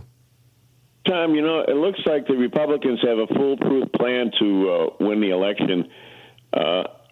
You probably know this, but if Trump wins the election, the House of Representatives, which is controlled by the Republicans, they're just going to refuse to accept the results of the election. And basically, they're going to say that there were some problems in certain states, and they won't be able to come up with the 270 votes that they need for Biden. And then they're and when they throw it back to the states, you know, they have 26, we have 23. Pennsylvania is a 50-50 state, and basically, Trump will be the winner of the election. I agree. I wrote an op-ed about it a week or so ago and talked about it at some length on this program. Yeah, absolutely right. And here it is 8 months out, and we have no answer for that. And my question is, are the Democrats ever going to come up with their own dirty tricks group to fight fire with fire? Because you know what, you can't play a gentleman's game when you're fighting in the streets. The simple things that Biden can do that he's not doing. All he would have to do in one of his speeches at a nationally televised speech is to say, yeah, the Saudi Arabia owns the largest gasoline refinery in the United States and in Port Arthur, Texas. It was done under Trump, and everybody would have that information. Right now, virtually nobody has that information. Right. All of the dirty tricks that the Republicans, if they were running our party, they could do a better job, and I'm just very disappointed in the Democrats. What's your answer for that? We're 8 months out. What's your answer to try? No, I get what you're saying, and you know, probably the best example of this is the Lincoln Project, which is a bunch of ex-Republicans are constantly going for the jugular against Republicans, whereas the Democrats are like, well, let's talk about the legislation we want to pass. I don't know. I've been banging my head on this wall for years, Carl. It's a tough one. Carl, thanks for the call. Pauline in Santa Fe, New Mexico. Hey, Pauline, what's on your mind today? Hi. I have a question for you. What if Nikki Haley, on independent, what if she ran independent and would make Trump and some of the Republicans just like, and maybe give a lot more votes for Biden and for her, and to get Trump out of the picture, because I don't know what else to do. I mean, there's a lot of people that love Biden, but a lot of them are concerned about, the AIDS and all that. And, it's understandable. But Nikki Haley is very strong, and I don't know if that's possible. Yeah, no, I don't know if she has any plans like that. I would be surprised, frankly. I think she wants to hang on to her status in the GOP. It appears to me that the game plan that she has right now is to hang on until the Republican convention, in the event that between now and then anything happens to Donald Trump. He's old, he's obese, he's not healthy. Something might happen there, or something might happen legally to him. Or whatever. I think she's probably, trying to hang on until then. But I'm not real optimistic that it's going to have the outcome that we want. I'd be surprised if she ran as an independent, frankly. Well, I think a lot of people that I know would probably vote for her because they don't want to go with Biden again because they're afraid. And they certainly don't want to go Trump. But I would rather have them go to her and lose some of the votes, because a lot of the Republicans aren't even supporting her. Right. And a lot of these people that say they're Christians, which talk out of both sides of their mouth, I just really would love. No, I get it. The other wild card is Bobby Kennedy. If he gets in the race and runs as an independent or a libertarian or whatever, There are some polling suggesting that he'll pull more votes from Republicans than Democrats, but I'm skeptical of that Frank Kennedy name, but we'll see. Pauline, thank you for the call. Marilyn in Sarasota. Hey, Marilyn, what's up? Hi. Thanks for taking my call. Sure. You said earlier that there's no right to vote in the Constitution, right? Correct. And that's what the Supreme Court said in 2000. Well, but it says it 6 times. I know. I agree. I think this. I don't understand. It's I know. 6 times. I know. I agree with you. But the Supreme Court keeps saying, well, first of all, there is no right to vote for president because you vote for electors rather than for president. So that's, Rehnquist was technically correct when he wrote that in the Bush v. Gore decision in 2000. Right, but you still have the right to vote for the electors. That's correct. And you should have a right to vote, period. But the fact of the matter is that multiple states, mostly red states, mostly going after Democratic cities, blue cities in red states, routinely purge people from voting rolls without knowing whether or not they're legitimate or not. It's going on right now in a big way. And, this is a real crisis. And the Supreme Court has just refused to recognize it because it's been controlled by Republicans since the 1970s. Marilyn, I got to run, but thank you for the call. Your point is spot on. And thanks for being with us today. We'll be back tomorrow, same time, same place. In the meantime, don't forget, democracy is not a spectator sport. It requires all of us. So get out there, get active, tag, you're it. We'll see you tomorrow. Have a great afternoon. Be good to yourself and the people around you. And enjoy life. We'll see you tomorrow.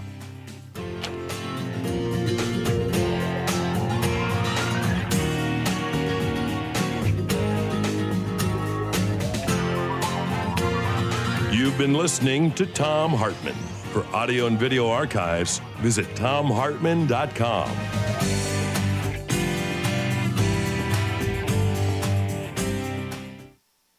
In addition to bringing you the Thom Hartmann Program here on Free Speech TV and Video Media Online, we also have a whole set of ways you can interact with us and tools you can use to spread the word about the importance of democracy and the threats to it in our republic. First, there's your daily homework. Sue Nethercutt puts together a daily email newsletter that has a link to every story I discuss on the air, so you can find my sources and you can share them with your friends. It's free and you can sign up at thomhartmann.com. Second, I publish my daily take every day over at the hartmannreport.com website. That's also free if you want the daily 5 days a week rant in your inbox. No ads either. Third, we have the podcasts.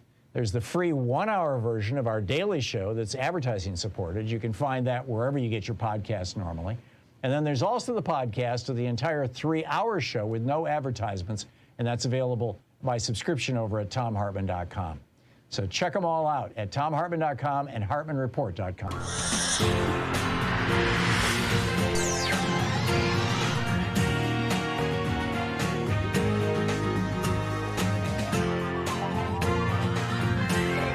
We say hi.